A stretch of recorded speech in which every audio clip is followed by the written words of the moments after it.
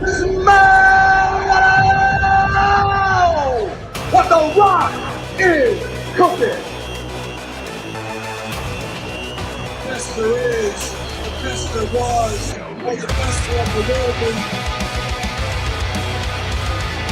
Be the man. You gotta be the man. The champ is here. Give a big pat on the line. Feel on it, Mr. Sacco.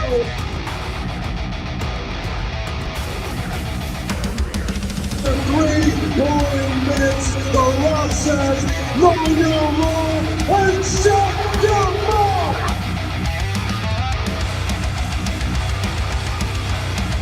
This is what it is.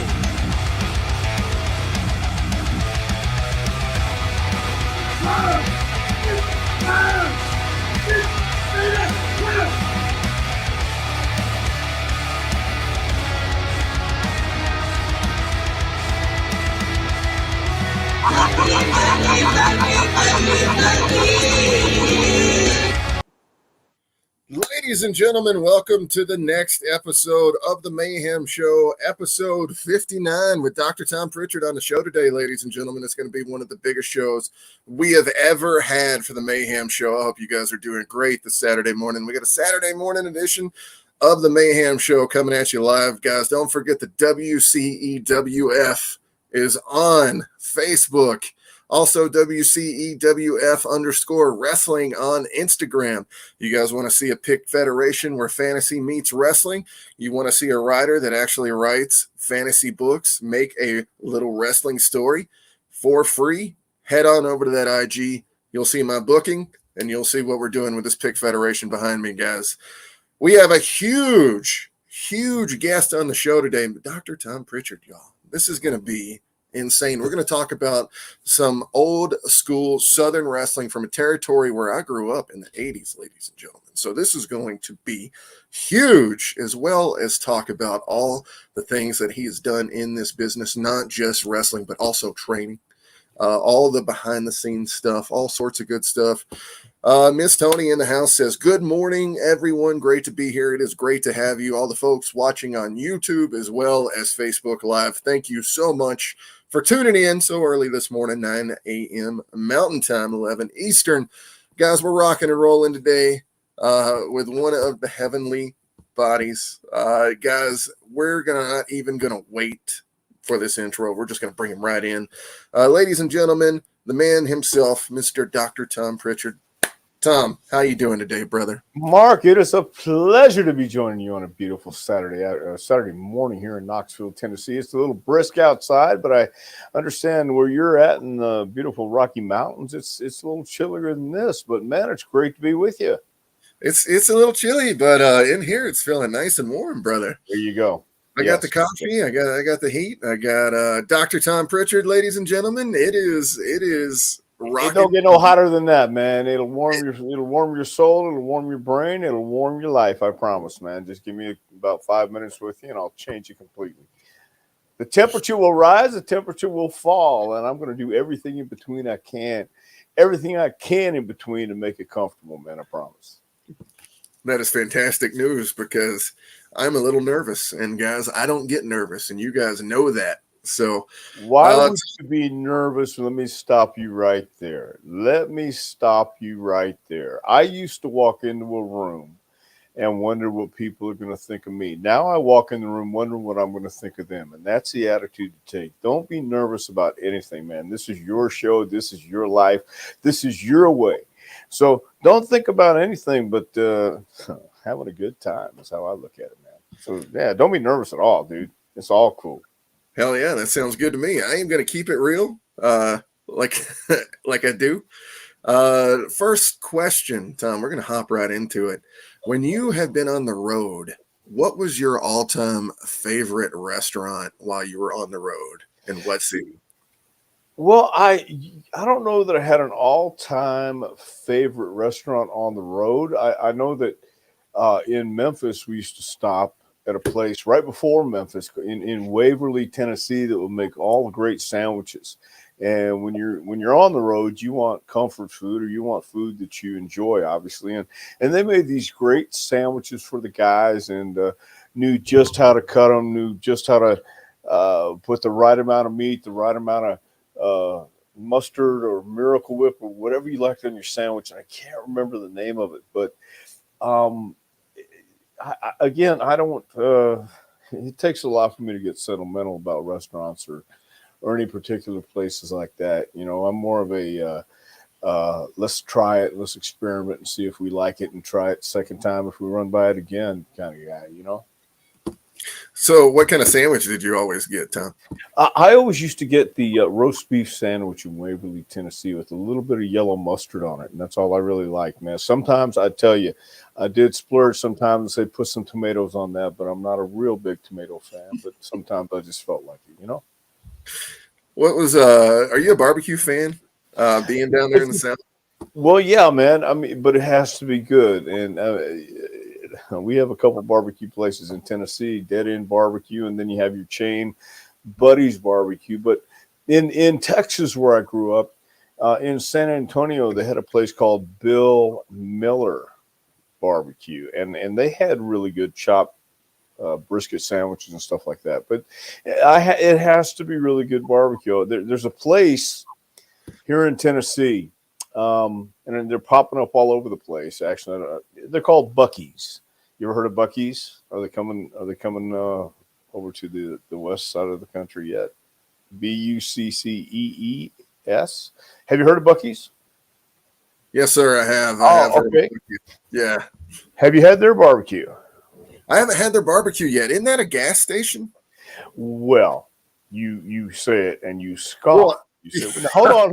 Oh, yeah. It is a gas station, but it's a huge superstore, and it has the best build-up, the best hype, the best BS in advertising. Not BS, man. It's great. It's cool for the first two times, and after that, you kind of go, oh yeah, I see it. But I had a couple good barbecue sandwiches, and then I got that one. I got that one last barbecue sandwich where I took a big bite in, and a huge ball of fat was right there. Went, oh no, yeah. So then it turned into a gas station for me. So yes, it's a superstore Walmart that has 100 gas pumps with it too. So that was an incredible first food question, man. yeah, I like to throw it out there for you. So let's start off early. Tell me a little bit about what got you into wrestling. How did you start? What was the process for you? It was the first wrestling. Professional wrestling was the first thing I actually remember as a kid. About 4 years old, I was born in El Paso, Texas, and I walked into our living room, and there were my older brothers watching this thing on a black and white TV. It was professional wrestling in the afternoon, Saturday afternoon, and four guys were in the ring creating mayhem and chaos, and it was a spectacle of crazy characters and saying crazy things on these promos. And I was enamored from the first time I saw it. It just hooked me with these larger than life. You're rumble and we're just about ready. Oops. I beg your pardon. That was you. Soundbite. Who was that? I said that was an unplanned soundbite. Oh, okay. I thought it was somebody else you were trying to play from El Paso, but anyway, it just registered with me. It captured my imagination, and I would hear the announcers and the commentators talk about these exotic faraway lands like Australia, New Zealand, Japan, and where all these guys have been wrestling on tours of Japan and just got back from a tour of New Zealand, and he's in great shape, and he won many titles all over the world. And then you hear these guys say these outrageous things and make these outrageous remarks, and then they would do these criminal acts on TV and not get arrested. And I'm thinking, oh my God, that's the life for me, man. Just being on the road sounded so intoxicating, romantic, and these faraway lands. it was like listening to a fairy tale or an exotic story about pirates and all these things that as a kid just it captured my imagination. And I never lost it, man. I was determined, but all my life I was told I was too small. You never do it. So I had to fight that from day one. So you go from there, you go to Los Angeles, right? Well, I go from El Paso to Houston, and in El Paso, I'll just kind of fill in the blanks here. El Paso wrestling was on a Monday night, so we really couldn't go because it was a school night. But once we got to Houston, I started going to the wrestling matches every Friday night with my mom and my younger brother Bruce. And we would go every Friday night, $5 tickets. How could you beat that? My mom got out of the house away from my dad, and she dug that. So we of course loved going every night, seeing these larger than life characters, and worked my way up from a fan to being a second, taking the jackets back, to being Paul Bosch, the promoter in Houston, being his assistant, working the summers in the wrestling office, and then getting my break in Texas. Had my first match, but my first full-time. How old were you here? Well, we moved to Houston when I was 10 years old, and from there I started taking pictures for the wrestling magazine Wrestling News with Jim Melby and Norm Keitzer. Got some of my stuff got published. My brother, who passed away this year, Ken, first got me a meeting with Paul Bosch when I was 12 years old. I just got a 35 millimeter camera. I was trying to look for a way to break in. I started correspondence with the wrestling magazines and trying to get anybody to send me some kind of press pass to make me official. And Ken knew how bad I wanted to do this. He called Paul Bosch. Paul took the meeting, again, with a 12-year-old kid. Let me sit ringside, take pictures, get them published. I also got published in Japan with Gong magazine. Yoshizawa was the guy everybody knew back then. And eventually, are you still 12 years old right here?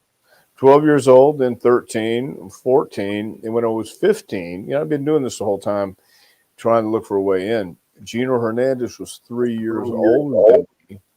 And Gino was doing things like being a second, and then he eventually got to wrestle. And as soon as Gino started wrestling, I said, hey, I called Mr. Bosch and said, if there's any way, any opportunity, if I could be a second, or if anybody goes on vacation, I'd love to do it.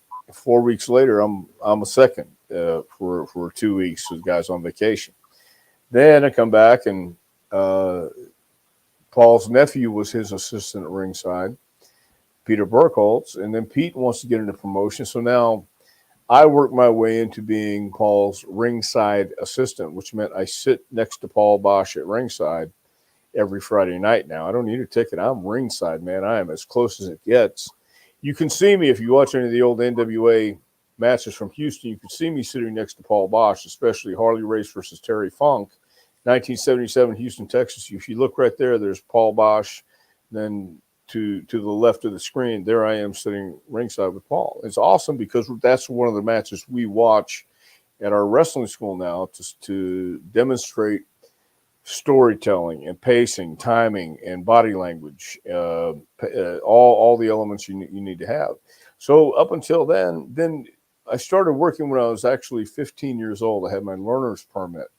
Paul had just moved from his old office at 1919 Caroline at the corner, or at 2022 San Jacinto at the corner of Gray. He moved to 1919 Caroline at the corner of Pierce. So I started working in the summertime there. It's a long drawn out story, but all these things were happening, and I just kept pursuing it. And I kept telling myself every night, I was manifesting it without knowing what manifestation was. I was working out with Mark Lewin in the gym. I didn't know that I was manifesting this, but I knew somehow, I believed I was going to be doing this.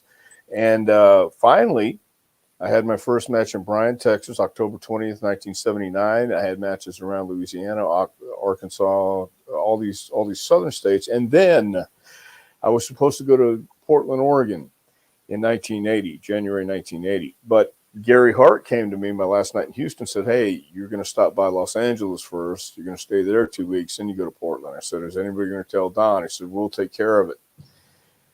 Anyway, I wound up in L.A. 1980. Like Chavo Guerrero was a booker.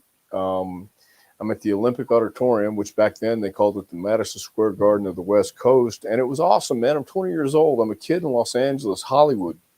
All these crazy things that as a kid who was looking for adventure and something around every corner, you found it, man. I mean, it was awesome. So yeah, my first full-time territory was Los Angeles in 1980. But all that stuff before, I was living the dream, man. I was doing everything I could. And as I said, I didn't have the confidence, but subconsciously I knew there was going to be one way or another. And I always believed this, and I heard this when I was 12 years old. This is what got me over the hump.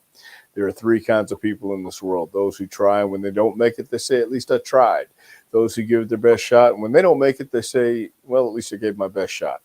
And that third person says, whatever it takes. And I knew when I heard that, whatever it takes, I kept asking myself every single time I saw somebody in the ring who was my size or smaller, I said, if he can do it, I damn sure can do it. I'm working out with Mark Lewin. I'm busting my ass. I'm doing everything I can to make sure I'm going to live this life of a pirate, of a guy traveling and doing these crazy things and finding out the secrets and finding out that the world is a work and finding out that things aren't always what they appear to be. But I'm the guy who, when I see a magic trick, I want to know how it works because it fascinates me that people can be that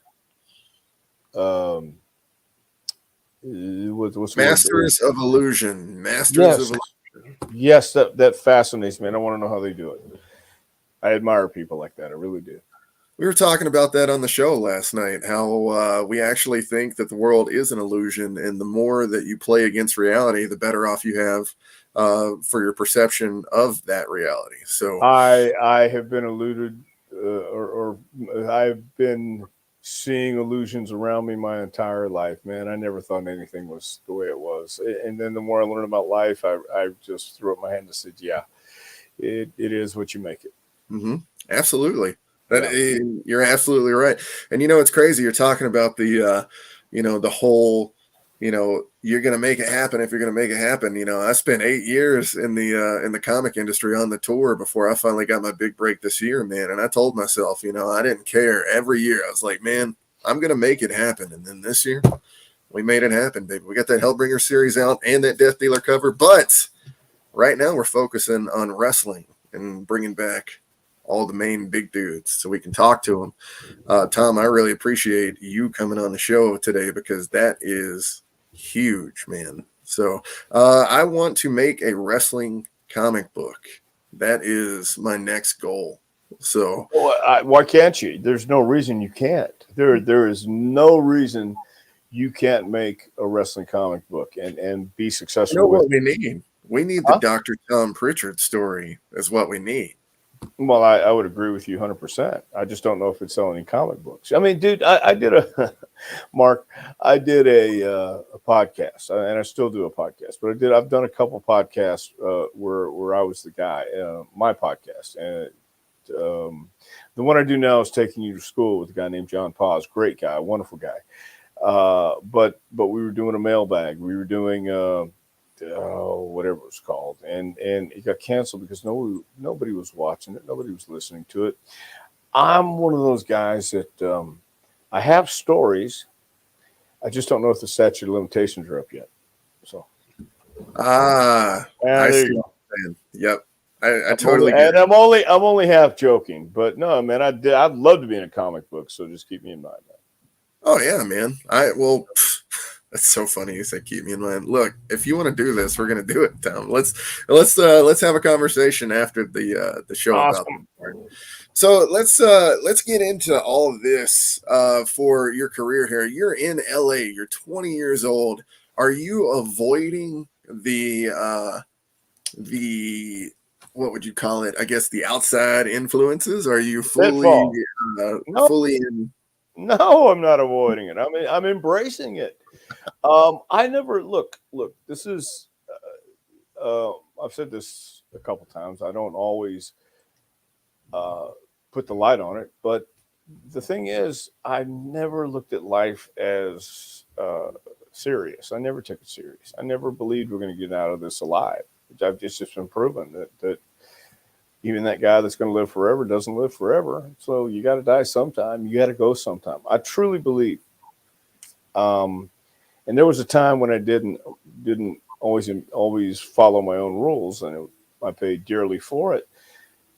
But life is meant to be lived. You know, I'm a big Charles Bukowski fan. I'm a big Hunter S. Thompson fan. They lived, they wrote, they had to write about their experiences, and some I'm sure they had to leave out again due to those statute of limitations. I don't know, and I only half joke about that. Only half. But the thing is, no, I embraced Absolutely. everything that came my way, man. Bukowski said, "Find what you love and let it kill you." Let Right? it kill you. Yes, yes, and yes. And I couldn't agree more, man. It's one of those things that what are we here for? One of his famous quotes was, "He can't understand why anybody gets up at 5 a.m, shaves, showers, goes to work for somebody else just to live, to buy groceries, do all this stuff. Yes, we have bills. Yes, we have to eat. Yes, yes, yes, yes. But there's ways, and not everybody's a depraved writer or artist or whatever, but it helps. It helps if you understand. My dad was a real serious, straight laced guy. Never seen him drunk. My mom, different story. But I never believed you should deprive yourself of what's going to make you happy. Mhm. You know, sometimes discipline. I've had discipline before. I understand what discipline is. I certainly do.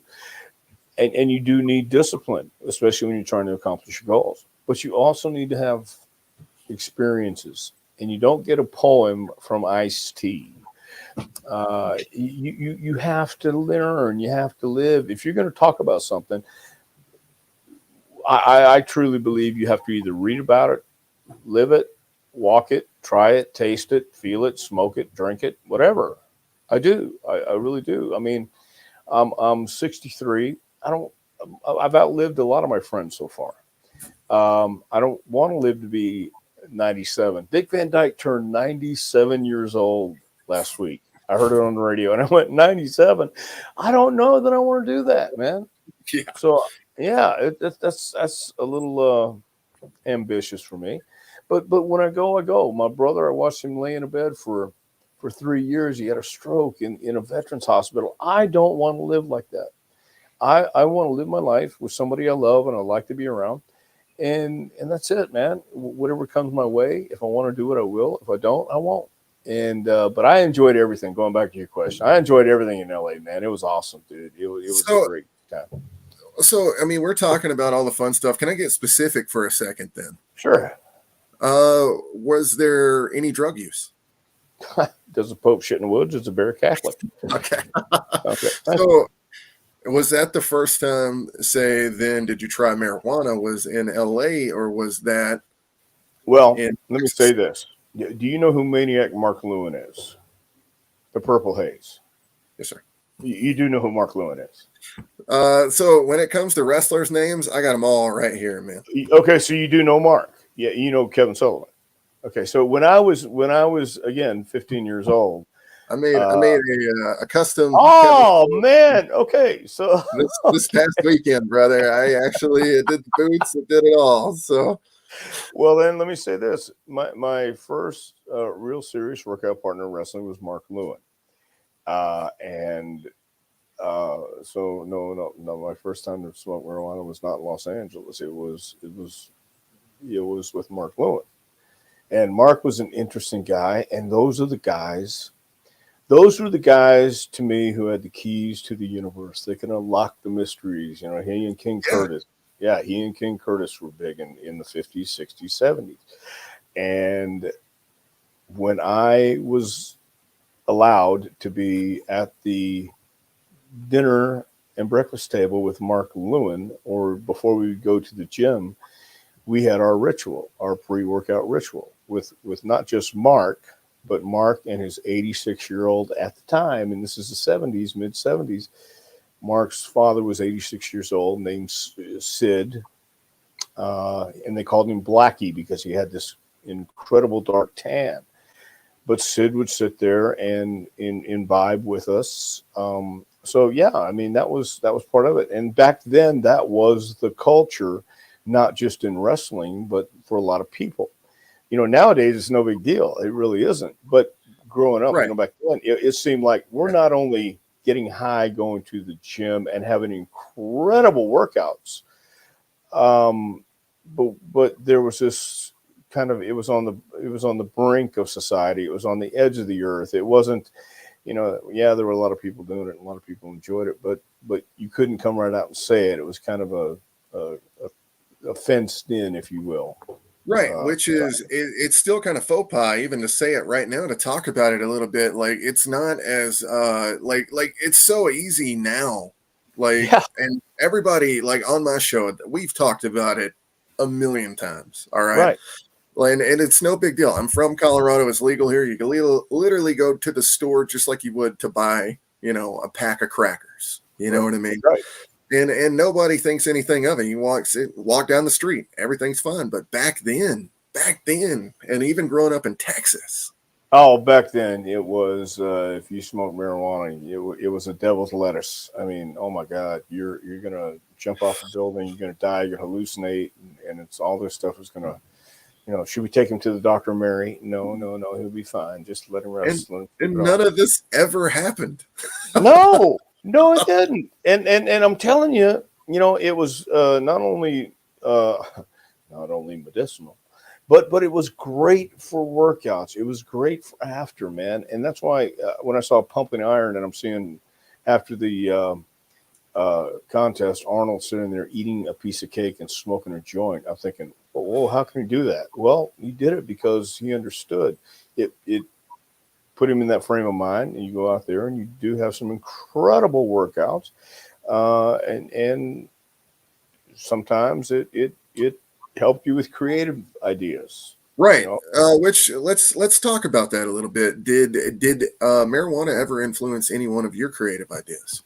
I don't know that I ever was that creative. I mean, all I wanted to do was go in the ring and wrestle. But I mean, I know that wrestling back then, a different business. Again, I have to reiterate, and I got to always preface this with saying it was a different business back then. It was a different breed of people. It was the people who didn't belong in necessarily polite company. This was the only place where they fit, you know. And this is a misfit. This is a business full of misfit toys, misfit people, and some were creative, some were just crazy, and some were creative and crazy. Some were just lunatics, which was all the better for me. You know, they were the craziest person that you ever came across in wrestling. Well, there was a lot, but the craziest person, again, let's go through the history of Dr. Jerry Graham. Pardon me. And I have a feeling you're familiar with Dr. Jerry Graham. Yes? No, sir. Even better. Dr. Jerry Graham was Vince McMahon Jr.'s favorite wrestler. Dr. Jerry Graham and Eddie Graham lit cigars. Well, Dr. Jerry did. I don't know about Eddie, but lit cigars with $100 bills. It was Dr. Jerry Graham and Eddie Graham against Miguel Perez and Antonino Rocca in the Garden, who had a riot. And for, I think, 15 years, if you weren't 14 years old, they wouldn't let you go to the matches in New York. There was a ban because of the riot. Dr. Jerry, Eddie, Rocca, and what riot are you talking about? Look it up. Madison Square Garden, Antonino Rocca, Miguel Perez versus Dr. Jerry and Eddie Graham. They had an incredible riot. People were injured. They banned kids from going to the Garden. This guy was insane. His mother passed away. His mother passed away. He went to the hospital when she was dead. He went in the room. They hadn't moved her yet. He put her over his shoulder. His dead mother's corpse. Put her over his shoulder. They had called the cops. They maced him. They did everything they could. They beat the living hell out of him with billy clubs. Look that up too. Took him away. I met Dr. Jerry in Los Angeles my first night in. Drunk as hell. But in the Olympic Auditorium, you go down these stairs, and then there's two hallways. I went to the left, and the first room I went in to the left. There's Dr. Jerry sitting there, just drunk as hell. And I said, "Oh, excuse me." He says, "No, come on in, kid." So I sat down, shook his hand. I said, "Tom Prichard." He said, "Jerry Graham, how you doing? Who trained you? Where are you from?" I said, "I'm from Houston, Texas." And Paul Bosch wrote me in. He goes, "Oh my God." And he goes on and he starts about Bosch, and then he starts about Texas. If you have an opportunity, just look up Dr. Jerry Graham. He was a guy. I never rode around with him, but I have friends in Los Angeles when I left who would take Dr. Jerry to towns and stuff. And instead of asking to get off the exit, go to the bathroom, he would just go in the car in his pants. Yeah. What? Yeah. He's that kind of guy. That was, taking his mother, putting her over his shoulder, and we'll call that a little bit of insanity. Creating a riot, crazy, yes. Lighting cigars with $100 bills, out of his mind, maybe. Yeah. But just out and out lunacy. Just taking a shit in his pants or pissing in his pants, and they said they would look over him and said, "Hey doc, you want to stop and go to the bathroom?" He goes, No, I've already gone. Don't worry, keep going. Well, I mean, that got old real quick, obviously. Sure. Yeah. But that's probably the craziest. Mark Lewin was crazy, but he was crazy like a fox. Mark was a smart guy, but Mark was a big influence on me in many ways, in the gym, but also, back then I had a hard time getting close to anybody. I can't explain it. I don't know why, but I was a loner, even though I was never alone.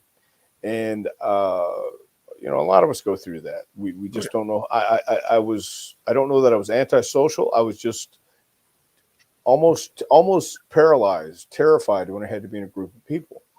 But when I would go out and wrestle, it was different because I can't explain it. I can't explain why it was different. I just, as I said, I used to walk into a room wondering what people thought of me. And I've changed over the years. It takes years and it takes a while to get to this place in your life. But I have come to the attitude. It's like, I don't care what they think of me. I wonder now what I'm going to think of them. And if I don't like the atmosphere, if I don't like the air in the room, I walk outside or I just leave. And, that's how it is. But there was a lot of lunatics in this business, man. There really was. But honest to God, you got a problem with me. You're going to look up Dr. Jerry Graham and find out what I promise you I am. I have got to see the riot that you're talking about. This is a moment of wrestling that I don't even know about. If you're such a good heel that you can cause a riot in the building that injures people, that to me is insane. Yes. Not only injures people, but puts a rule in place where kids under, I believe it was 14, might have been 15, but I think it was something like 14 and under not allowed in the garden for years and years. So almost maybe a decade. That is a great story right there. That is one that wrestling fans, I guarantee you, especially my age, have no idea about. And if we go look it up and we get to see this, it's going to be I don't know huge. if you'll see it. I don't know if it was filmed, but it is talked about. I don't know if it's just again, Argentina Rocca and Miguel Perez, Dr. Jerry Graham, and Eddie Graham. I think if you Google it, I've never Googled it, but I'm sure I'm sure you can find it. All right, so I'm messaging you after the show, and you're going to tell me those names one more time, and then we're going to throw them in. That way we can get everybody on here to be able to see it too. So at this moment, you're still in Los Angeles, right? And you're kind of moving into the Georgia Championship Wrestling period, correct? Correct. Well, I went to San Antonio first after I lost came to LA. Then I went back to Texas, and Chavo had already left, but Chavo was in San Antonio now. Manny Fernandez and Tiger Conway Jr. and I was their rookie, and talking again about the things and the influences that happen to you. Well, when I went to Georgia, there was some things that I didn't like being told what to do. I wasn't really that savvy to business. I wasn't really savvy when somebody tells you something, especially at that age. They want to do something with you. Well, I didn't want to be told what to do, so I didn't listen. And understandable. I have younger guys that work for me sometimes in the comic industry. They just do not get it the way the older guys get it. You have to look. I knew it was wrong when I did it, and when I said no, when I said I'm not going to, I don't want to follow that piece of advice. I just don't. I don't. I knew I should have. I knew I should have, but there was no guarantees. And I look back on that, but I knew I hated. It was one of those things I didn't want. If I didn't like you, or if I didn't particularly care for the way you talked, whether it was in the locker room or in the car, I would just shut up. I wouldn't say anything. But I also wouldn't want to be around it. So I would be secluded and isolate and take care of things my way. Right. And so Georgia wasn't the best experience, but it's where I met my best friend, Brad Armstrong. So when we talk about that a little bit, like that, what you're talking about. So everybody out there understands when somebody's sitting there, they're not saying anything, they might be mad about a situation. They're not communicating, so nobody knows that. You know right. what I mean? No, I know exactly what you mean now because I've learned through the years. And Kevin Sullivan, who I love dearly, I really, really do, along with the Armstrongs, were the ones who really made me know, yes. Kevin is awesome. But they are the ones who really opened my eyes. It was too late then, but as I went on, I finally realized. But even along the way, I was just never comfortable with the politics or the games. I understand completely. I understand completely. Anybody who's lived life understands completely. Anybody who's got some mileage on them understands, but you've already passed that rest stop, so you got to keep going, man. You can't go back and revisit things. You just have to go and hopefully pass it on to the guys who are asking for advice this time. And you can try, but youth is wasted on the young. We don't always get it. In fact, a lot of people don't get it, but those who do will thrive.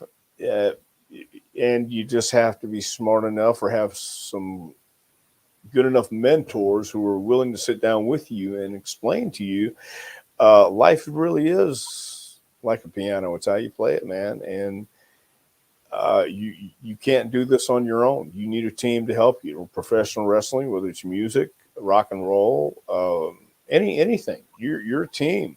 And there's no such thing as an overnight success. You need somebody on your side. If the decision makers don't like you, guess what? You ain't going to go anywhere, man. A bad attitude is like a flat tire. If you don't change it, you ain't going nowhere. So, ladies and gentlemen, he is literally explaining to you why my comic career is going nowhere.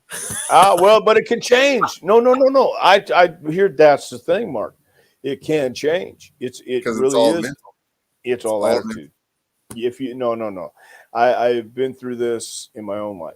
And I've seen the changes once I made the change. And once, I didn't know about the manifesting, even though I knew about it subconsciously. I didn't know about it. I didn't know about being grateful every day for something. If you would have said that to me, like even 5 years ago, I would have said, go away. Don't ever come back. I swear to God, I don't want to hear that shit. I don't want to hear it, man. But then all of a sudden, there's a book called The Secret. My wife had it on the end table for 4 years. Wouldn't even look at it until finally one day, man, you know how the clutter in your life, in your head, just keeps getting more cluttered and cluttered and cluttered. And you go, whoa, dude, I can't do this anymore. So I picked it up and I read it. Simple book, easy book. I asked again my brother Ken, who I did take advice from, who I did listen to most of the time. If I didn't follow his directions to a T, that's when I saw the wrinkle in the fabric and it didn't work. Well, I asked him what he thought of it. He says, no, it's all bullshit. Don't listen to that. Well, wait a minute. I need to listen to this. Let me try just to apply these elements and see what happens. I don't believe in coincidences. I don't. And I applied the elements, being grateful for something every day, just being grateful for waking up, being grateful that you have the opportunity to talk to somebody about what you've done, that they care enough to even ask you, being grateful for that, being grateful to find somebody that you actually like being around. Simple things like that. It rewires you. I didn't believe it, didn't want to believe it. I was fighting it the whole way until I just said, stop. And it's the attitude, man. It's the most important thing in wrestling. It's the most important thing in life. That's my take on it. You can do what you want with it, but it really is true. You got to have confidence. You got to believe, and you got to have some positivity around you. Negativity will kill you. Ladies and gentlemen, you heard it, and I've lived it, and I know exactly what he's talking about. We're talking about that change where you just couldn't take it anymore. Man, I just went through that change in the past couple days. So. And you'll see a change. I promise you. And you will see the change. If you keep doing what you're doing, you keep manifesting, you keep, I don't write stuff down as much as I should, but I've seen it, man. I've lived it, but I've also seen people do it. Mark, I don't want to take up all your time. I really don't, but I've got to tell this story real quick, if you don't mind. Oh, absolutely, man. And you can go as long as you want today. I don't care at all. Okay, real quick, man. So we started the JPWA 4 years ago. We're going to start our 5th year in January. I had a lady come to me who didn't watch wrestling, didn't know anything about wrestling when we started. She just watched Total Divas. That's all she knew what wrestling was. That's all. She was a school teacher here in Knoxville. Her name is Haley. She had not a clue. But she would do those exercise classes like body pump and stuff. She was an instructor, but she was kind of not hefty, but she was kind of a husky woman. Nice lady, 32 years old, wanted to get into professional wrestling. Change of pace. Her husband saw us advertised in the paper, then saw the news piece they did on us on TV. She came down. I said, why do you want to do this? I just... but it'd be fun. I've watched Total Divas. I've seen the Bellas. I think it's fun. So you know nothing about wrestling. You haven't seen it. You don't know what the concept is. Nothing. No. Okay. You're challenged. Okay, great. I would make her cry on a regular basis, not intentionally, but just because she got so frustrated. It's repetition. Wrestling is repetition. Wrestling is also an opinion. What I think, you have your way. I have my way. The right way. The only way does not exist, but I have my way. So I would make her cry. I would make her frustrated. And then I'd stop, and I have to stop myself because I was getting frustrated. She kept going. Finally, one night, she and another lady, Kenzie Page, who's with NWA now, they get a flow going, and she feels good about herself. Great. Well, a couple weeks go by, she's back in this rut. She's crying. She comes to me and says, I don't know what I'm going to do. I don't know where this is going. I don't know what I want to do. Well, what do you want to do? I don't know what I want to do. I just told you. Okay. Well, what do you think you want to do? I said, well, I don't know. Maybe get on TV once. Let me just see. Can I get on TV once? I don't know. We in our first year, I don't know if I'm going to get that call. I only had 4 students. WWE will call you, if they need you. But I was fired. I don't know if they want me or much less need me. But I did get a call. And prior to that, I told her, I told her about The Secret. She got the book. And the WWE called about extras. And I sent Haley down there along with some other guys. She did her deal. Great. She got her match on TV against Lacey Evans because she had dark hair, They needed a dark-haired lady to go against Lacey because she had blonde hair. Haley was in the right place at the right time. She didn't know a wrist lock from a wristwatch. Didn't matter. She got her match on TV. She was happy. She was satisfied.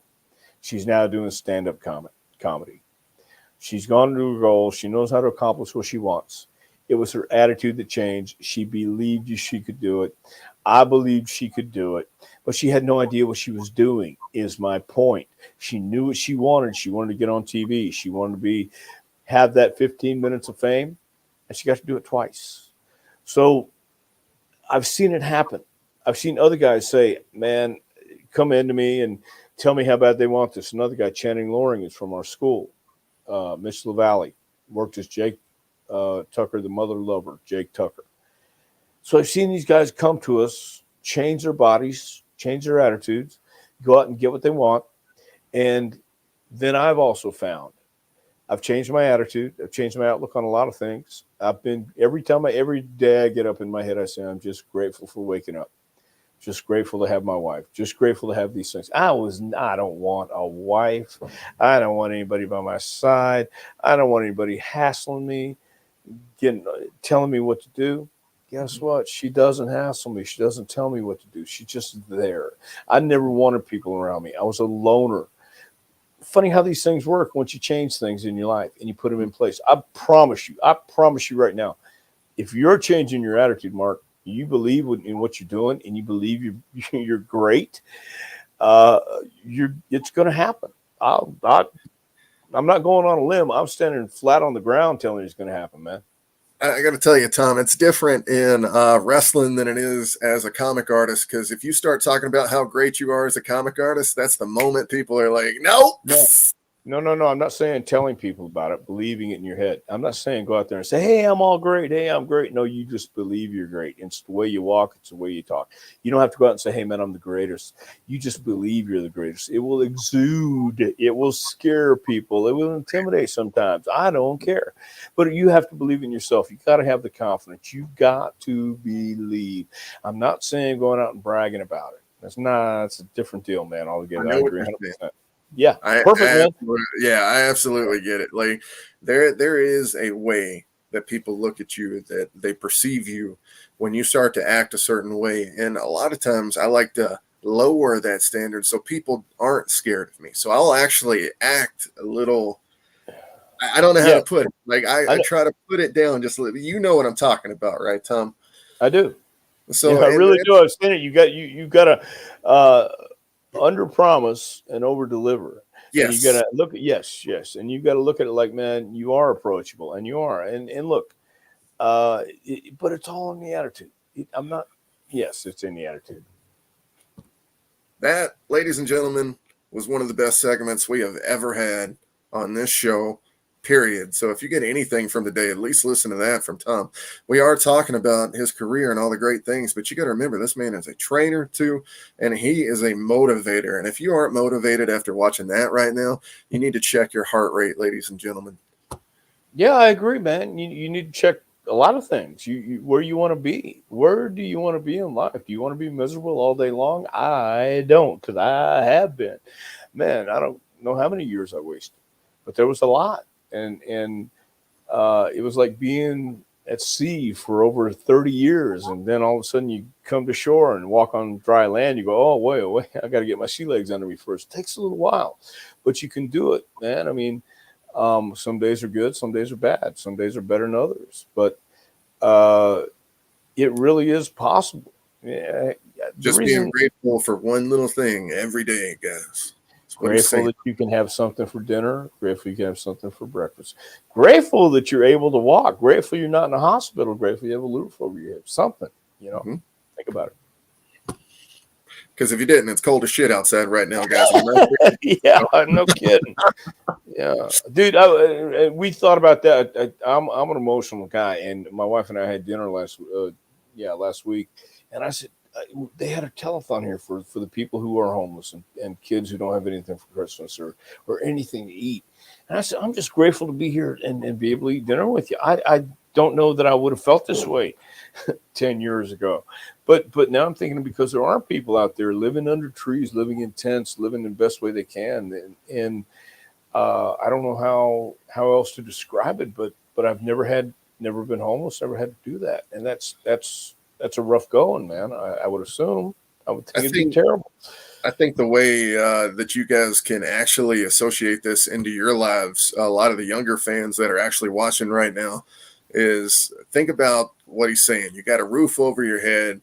You've got friends. A lot of people don't understand, because like they'll be on like dating apps or something like that, and they're not getting like responses or something. They think their life's so bad because they're not getting responses from bot like girls that are on there, you know, and they're not even real guys.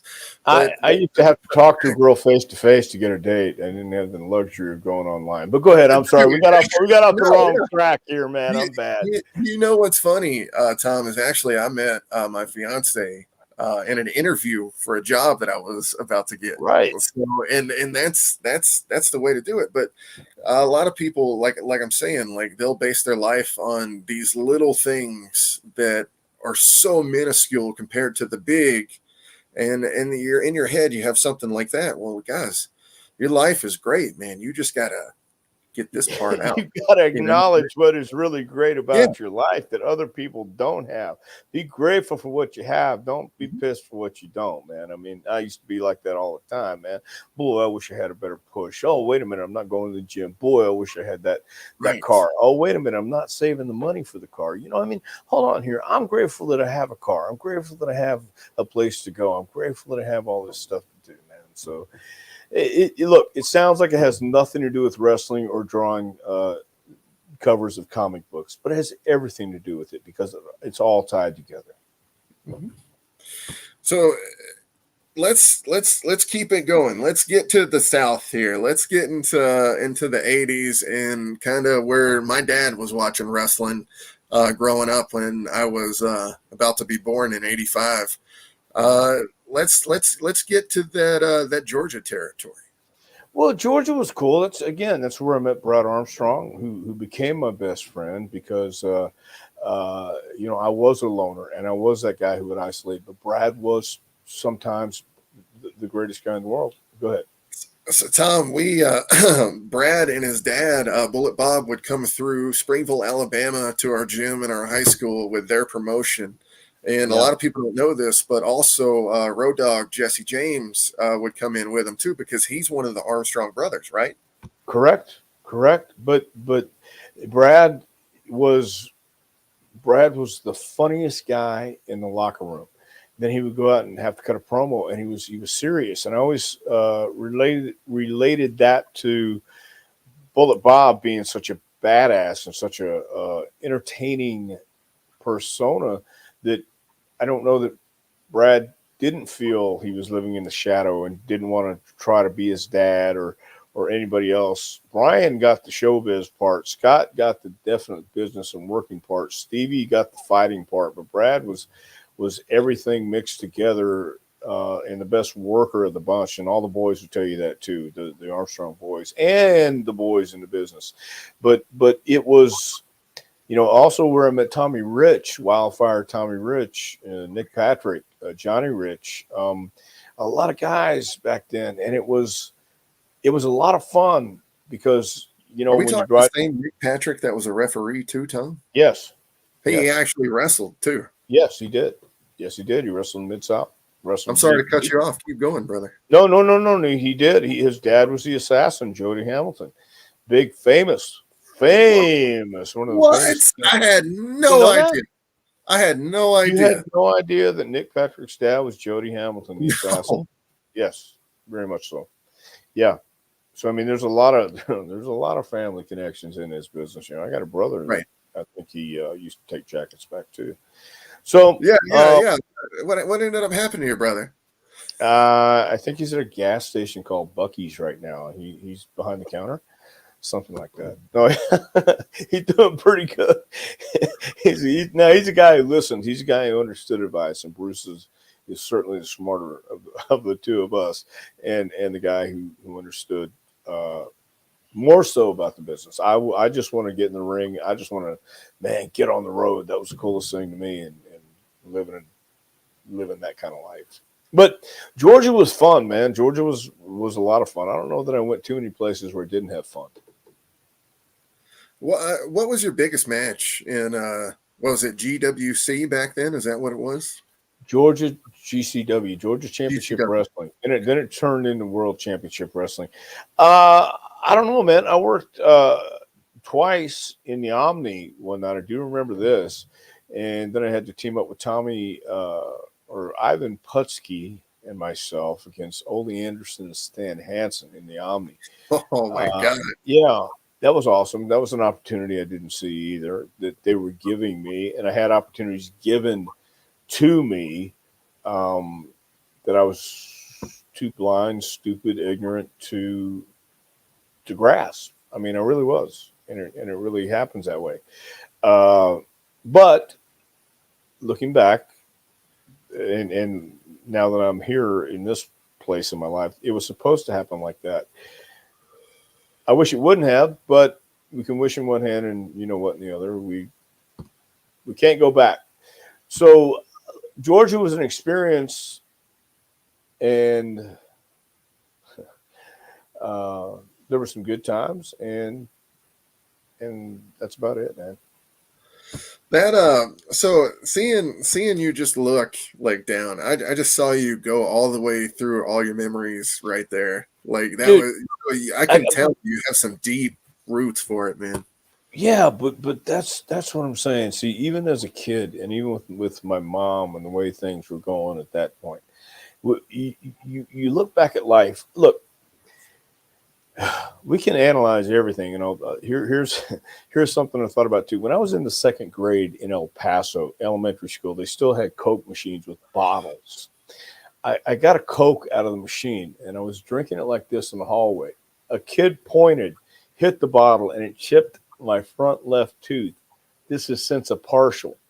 But my dad was in the Army, and they took me to an Army dentist, and he was the least he could care less about me. He just put this little chip in there. It turned gray and yellow. All my life, I had this gray left tooth going through, elementary school, junior high, high school. Always self-conscious. Didn't smile a lot. Then I always picked on the bad girls. I mean, for some reason, we all know women are crazy. She's not around. No, yeah. No, but we're a little crazy too. But I picked on the craziest of the crazies, and it just seemed that way, man. I just never understood that. I say that to say this. There's things that happen in our life, and we can blame them or we can use them. I blamed for a long time. And my mom used to, again, take us to wrestling, and she would take us to these other places too. And we're going, what? Is this what everybody does? We all have our stories, and life happens to everybody differently. But, it wasn't as bad as I look back on it and think, I'm not so sure my mom was in her right mind, but it doesn't matter. She did the best she could. My dad did the best he could, and I did the best I could. But the people I chose to hang out with and the decisions I made were all mine. And looking back on it now, I think it's because of those experiences. I can tell the guys and gals who come to me to train or want to know about wrestling, I can tell you the pitfalls. I could tell you everything you don't need to do. I could tell you it will be fun for a little bit, but I've had friends die. I've had friends with a lot of problems and a lot of issues. And I don't know that human beings are so capable of taking care of themselves alone that you don't need someone from the outside to intervene sometimes and say, listen, if you keep doing 4 ounces or 4.5 ounces, I don't know, hell, how many, of the devil's dandruff, you're going to die if you don't stop doing that, I mean, the lettuce is okay, but the dandruff is a whole different story, man. And a whole slew of new drugs and exciting things are out there today. This fentanyl thing, I've never heard of until, my God, just recently. So, I got a story for you. So I used to be the security guard out on Pearl Street in Boulder, which is kind of like a homeless mecca. And people would go out there and they would lace heroin with fentanyl. And a lot of these guys would pass out. And when they passed out, there was no waking up. So I actually right. saw two guys die out there. Yeah. And then I actually saved one of them. I was able to get an ambulance to him before he died. But I'm telling you, man, fentanyl is no joke. It is something to be not taken at all. When you're talking about the devil's dandruff, let's talk about that for just a second. How much of that was around? Because now we're in the 80s talking about the southern place. How and all the wrestlers that were in, how much of that was around in the South? Well, I think when we look at the business the way it was, and we look at the people who were in it, you're talking about in the 80s especially, there were still guys who'd been living in the 70s, working in the 70s. And when I say living in the 70s, I mean they were living, man. It was Like keeping the party going is what you're saying. Every day. Yeah, that's what I'm saying. Wow. Okay. Yeah. And in the 80s, I think a lot of that was prevalent. Well, I know a lot of that was prevalent in the South. It was prevalent everywhere. But it was not, and let me make this really clear. You had guys who didn't partake. You had guys who didn't participate in the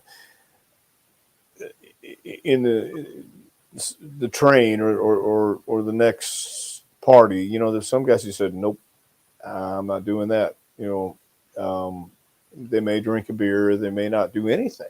Jerry Lawler never did anything. There were some other guys who just found it when you're driving in the car every day, 5, 6, 7 nights a week, sometimes twice on Sunday, twice on Saturday. Jesus. You know, you drive in Louisiana, especially, man, you're driving over 3,000 miles a week. You are going to be in the car a lot. You're going to have to find a way to entertain yourself, have fun, tell stories, talk about things, do things. Okay. Next, what do? It finds its way. You bond.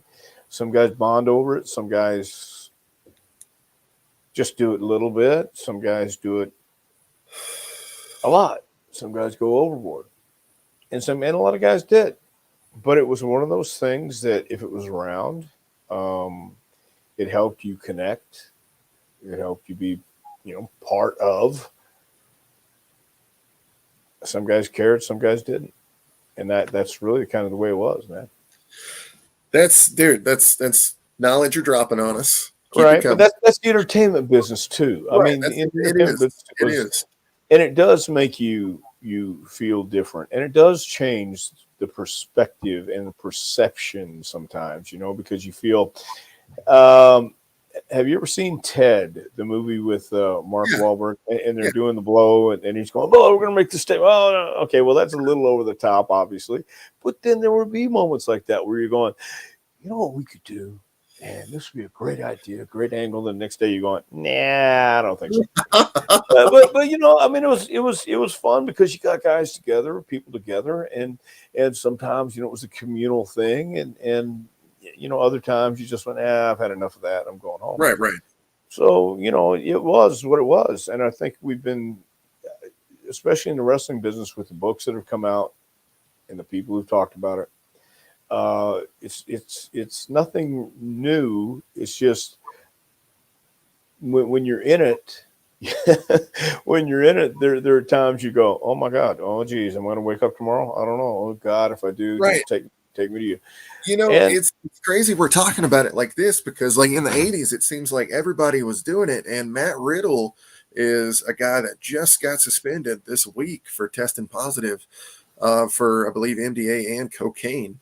And you think about that. We're talking about the 420 bro. Yeah. As in, he's the first wrestler that can kind of come through and promote marijuana in a way via wrestling. I mean, sure, we've had Chronic and, the tag teams like that before, but this is the first, like, openly, like, we're merchandising this shit. You understand what I'm saying?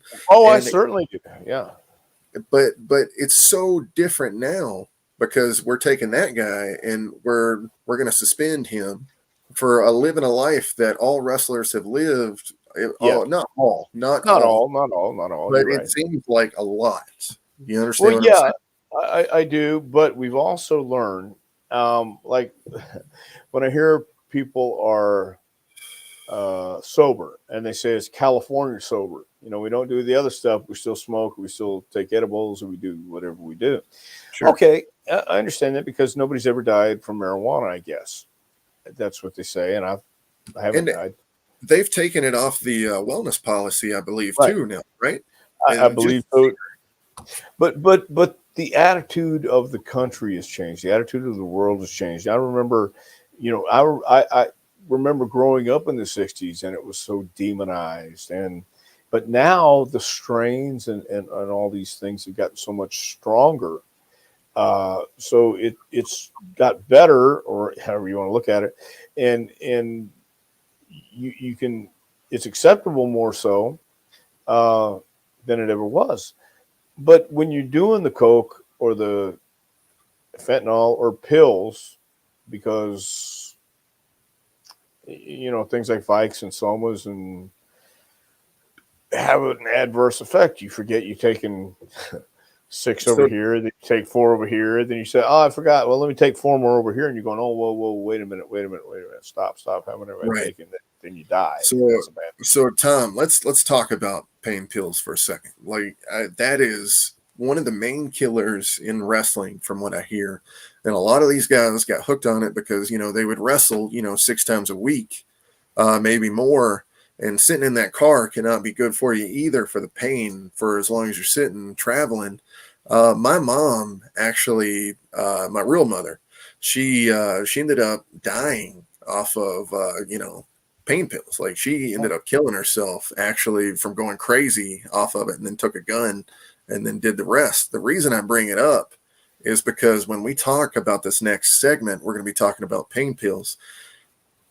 Tell me, what was going through people's minds that you saw? Like, were they different people than what you knew from before? Well, once again, it's not just wrestling, and especially today, it's people like your mom. My mom, grew up when you needed something, the doctor gave it to you. And in the 80s, there was a mandate for the patients. If the patient called up and said they were in pain, write this prescription. I saw something on it, God, 3 weeks ago, documentary, when it was the companies and the reps from these companies who made these pills like OxyContin and things like that would go in, they would say it wasn't addictive, but yet they had these studies that showed it was addictive. They were trying to sell it to the doctors to get doctors to write the scripts so they could sell more meds. Well, wrestling, yes, you do have legit injuries, and yes, riding in a car can be brutal. And do they help? Well, of course they help. And then you realize you need help every single day because you hurt. And oh my God, my elbow. And I got to take 1 or 2 or 5 or 10 to get in the gym. And then I've got to take 4 more or 6 more or 8 more to go to the ring and work. And then afterwards, I got to cool down. And then it becomes a pattern. And there's no doubt, it's not just athletes and entertainers. It's everyday people, because the doctors wanted to make the money. The reps wanted to make the money. They wanted to get paid. And in the 80s, that was more of a mandate. Then they realized all these addictions were coming out and people were dying. And it wasn't the best idea. People were abusing this stuff because it worked all too well. So wrestling was a reflection of society, because human beings are human beings. People are people. There's no difference between anybody can be on TV these days. I mean, we're on YouTube right now. Right. So anybody can be famous. Anybody can have a platform out there and do it. Look what Jake and Paul Logan have done. Yeah. Yeah. So you know, look, Jake Paul and Logan Paul, I guess is what I'm trying to say. You know, they can Logan do this Paul's stuff. got his own elite action figure now, man. Yes. You know, I mean, but, that's you awesome. see what I'm saying? That's awesome. Like, Yeah, that's what I just mean. going from YouTube all the way up to that and being able to do that is insane. But a lot of work. But yes, you know, what's to stop him, or what's to stop? And then you have the guys like Joe Rogan who advocates and marijuana, things like this. The pills are a different animal. The pills, though, are the things that grab you, and as you know, with personal experiences, and with your family, and I know with personal experiences as well. It's one of those things that you don't necessarily want to live in the real world, and you don't want to hear anybody tell you need the responsibility, because when you take those, all responsibility goes out the window, and nobody wants to hear that you need to be taking better care of yourself. So I've been holding on to this question. I'm going to ask you it. Did you ever have a problem with a specific person who was on pain pills in the ring? No, I never did. Did you ever see anybody that you were like, oh, this guy's got a real problem and you maybe needed to help him? Only when I looked in the mirror. Understand? Uh-huh. So I guess then when it came to drugs in the 80s, who did you see that could have been great that maybe fizzled out because of it? I don't know if it was drugs or just it would have happened anyway. I can't really say that. I can't point to anyone and say, you know, if he would have cleaned up his act, because most of the guys who were great were going to be great. And we all, in any profession, and again, I know we're talking about wrestling, but in wrestling, the guys who were the guys, like Ric Flair, I never saw Rick take a pill or smoke pot. Him and Tyson are in business, you know, doing marijuana now these days, which is awesome. Mm-hmm. You know, it's a great deal. And Rick is smoking a joint, big old blunt, you know, and things like that. I gotta sit here and say this, man. He's been on the record talking about his alcohol, and we can call it abuse, but like, you know, like he like just called it whatever he wanted. It's like you talked about. The only person you can look at and judge is the person in the mirror. Yeah. So, but for him, like seeing him smoke marijuana now, like to me, I'm like, that's great, man. Let's let him live another like 20 years. That way, like, I mean, because the drinking might have killed him. You know what I mean? Well, the plane crash should have killed him. Getting struck by lightning should have killed him. Yeah. You know, I mean, come on, the guy. Have you ever been in a plane crash? Me either. You know, no. So he's allowed. That ball on his back, ladies and gentlemen. Yeah. That is that plane crash. Just so y'all know. That's why when people want to talk about Flair's abuse of alcohol or his horrible reputation as a father, as a person, as a wrestler, and these horrible things he's done since. Well, I agree. They're all terrible. They're all horrible. We should hang him in Times Square and never be seen again. Or we could look at it a little differently and say, look, he was adopted as a child. I never knew who his real parents were. I don't know if you ever met him or not, but I know the story. He was adopted as a child. He grows up being this wild man. He gets into a crazy, insane business. Has a plane crash that ends a career of Johnny Valentine, one of the greatest workers Not necessarily a fine human being either, but one of the greatest workers ever in this business to this day. Mhm. And then gets struck by lightning, loses his son, is in the hospital on his deathbed. He's cheated to death. I don't know how many times now. He wants to live life and ring it out every single night and go back the next night and do it Mhm. again and ring out every bit he can get. Man, nobody's perfect and not everybody's a nice guy. And I don't say that I would condone everything Rick has done in his life. Certainly not. But oh my God, I'll look at it from another point of view. Again, going back to living life. He doesn't want to miss a thing. He wants to get every ounce of this, what this world put him here for. And if it means he offends people, so be it. You don't have to be around him, man. If it does, and you like him, great. But he's not. I don't know that he's going to get any awards as being the human being of the year or any of that stuff. And I don't think he cares about that. But I believe at the end of the day, he's done the best he could with what he had and what life threw at him. I don't know how I would survive. I don't think I would survive a plane crash. But I've known a couple people. Austin Idol's another guy who I've got to know a lot more since working with the NWA. Survived a plane crash. He killed Buddy Colt. I'm sorry, Bobby Shane, not Buddy Colt. But I have to give these guys a little more leeway. Normal human beings and normal people don't have to do anything. None of us have to do anything we don't want to do. But I look at it from a different side. I really do. And the side that you're looking at it from, man, is we're like entertainers, I guess is the best way to put it. And honestly, me and you both are in the same boat.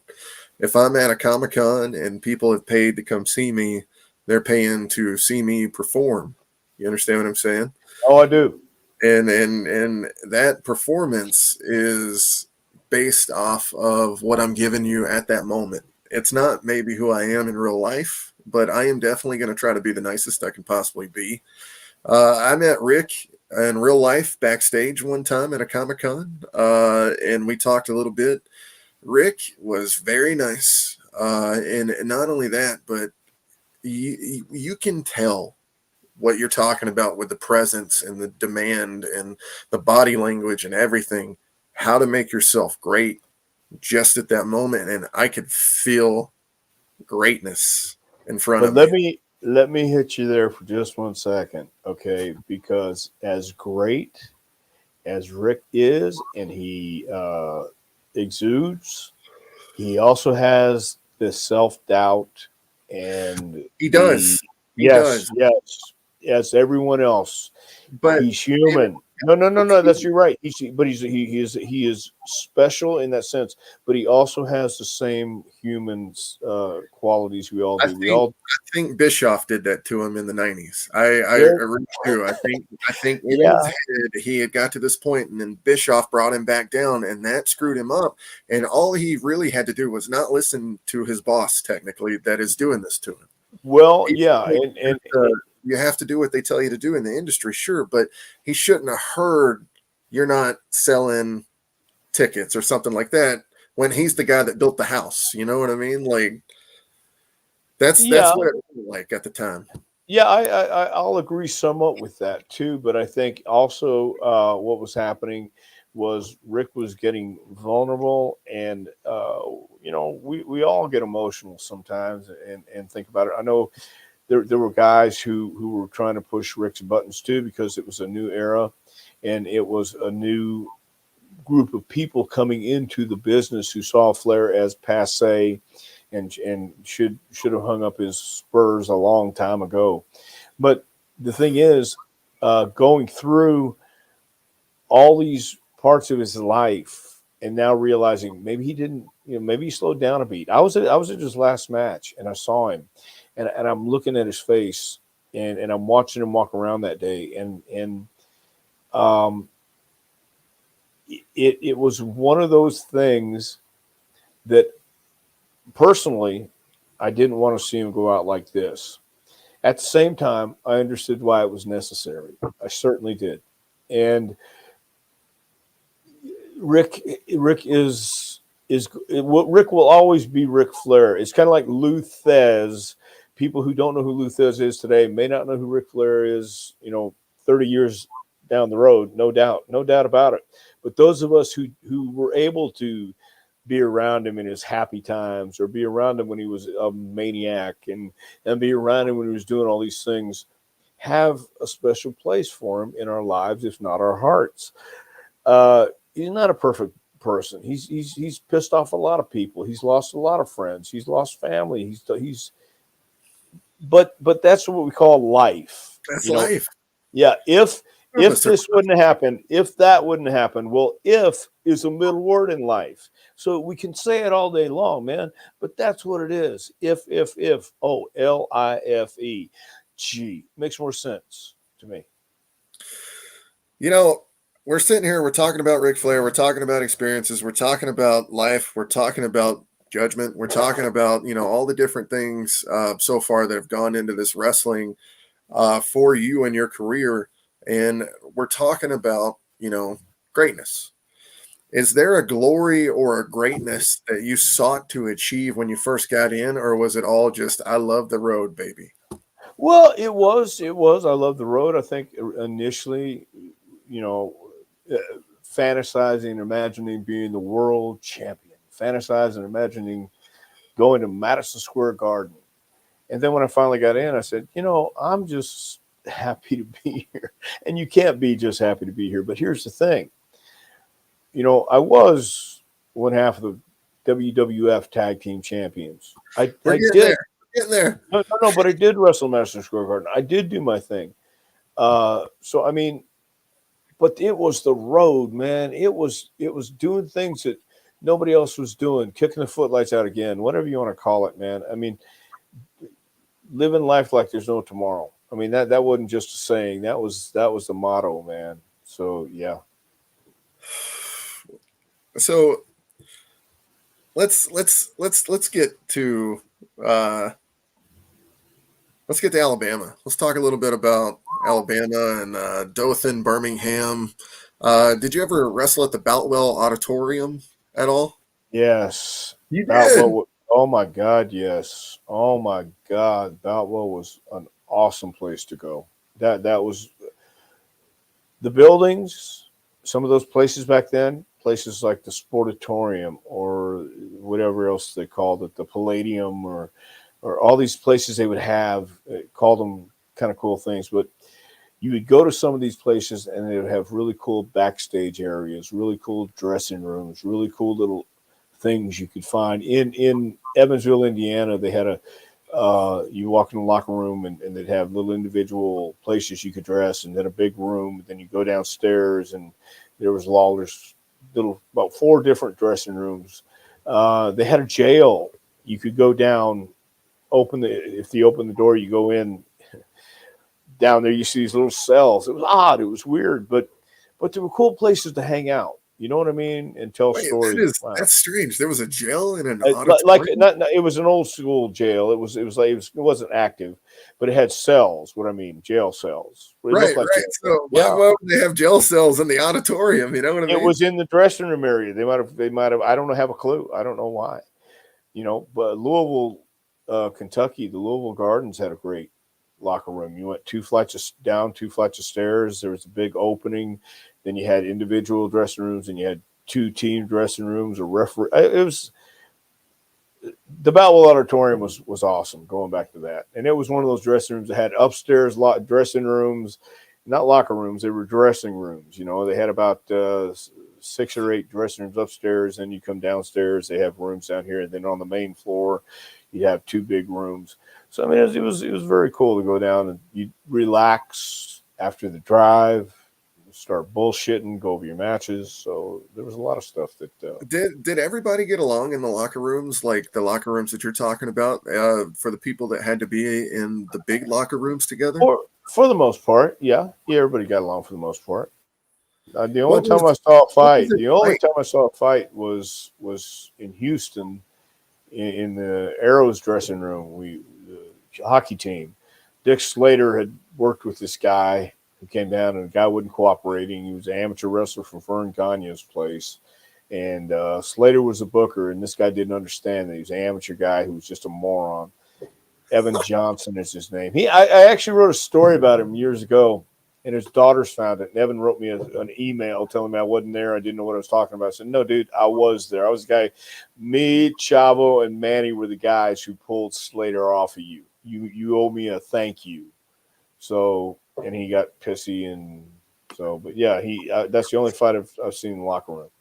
Yeah. That's an incredible story, man. I don't know if anybody really has heard that one either, man.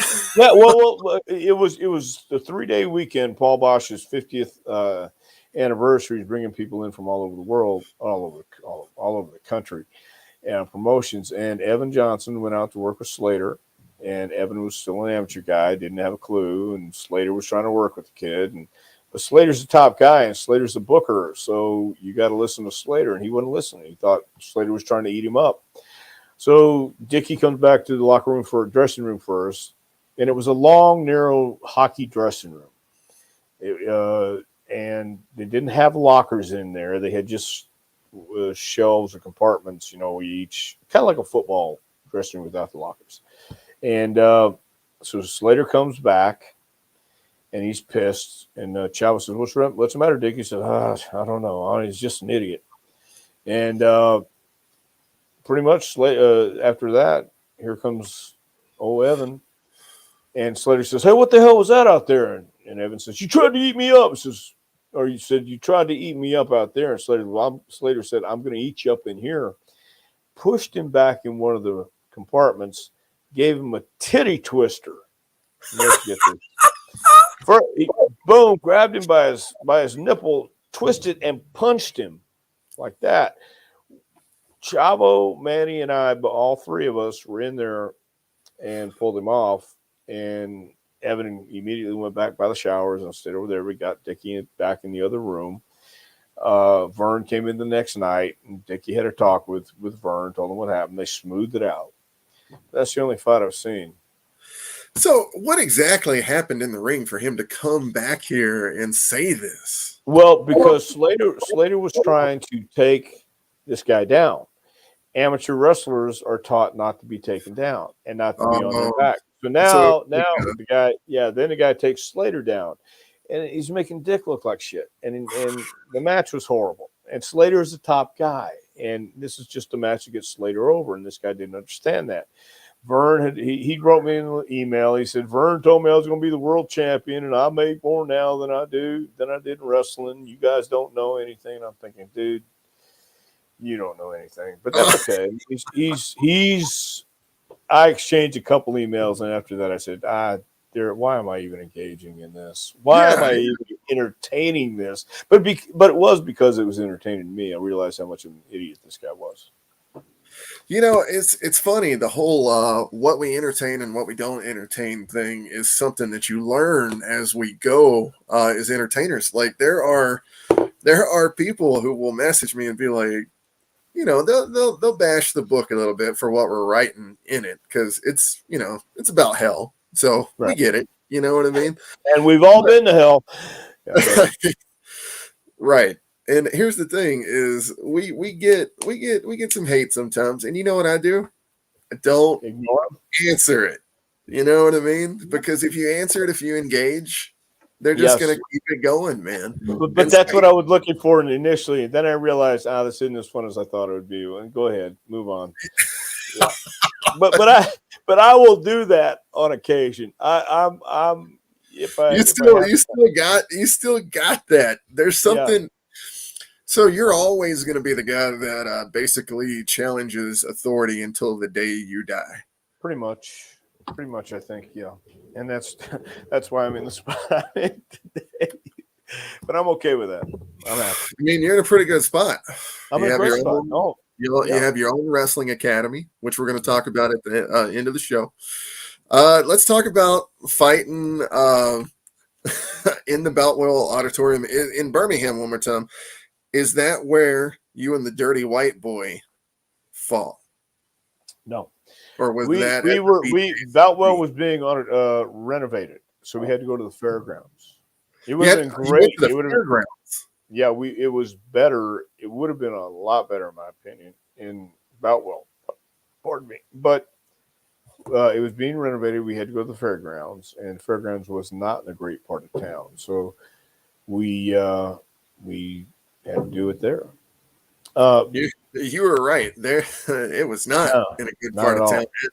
It is still not in a good part of town, man. But last time I went back to Alabama for Birmingham was a couple of years ago, and man, it is still it's getting rougher and rougher. It feels like out there, man. Well, it's like the Memphis Mid-South Coliseum. I mean, last time I went to Memphis was maybe, oh God, I want to say 15 years ago, but it was, yeah, it wasn't good then.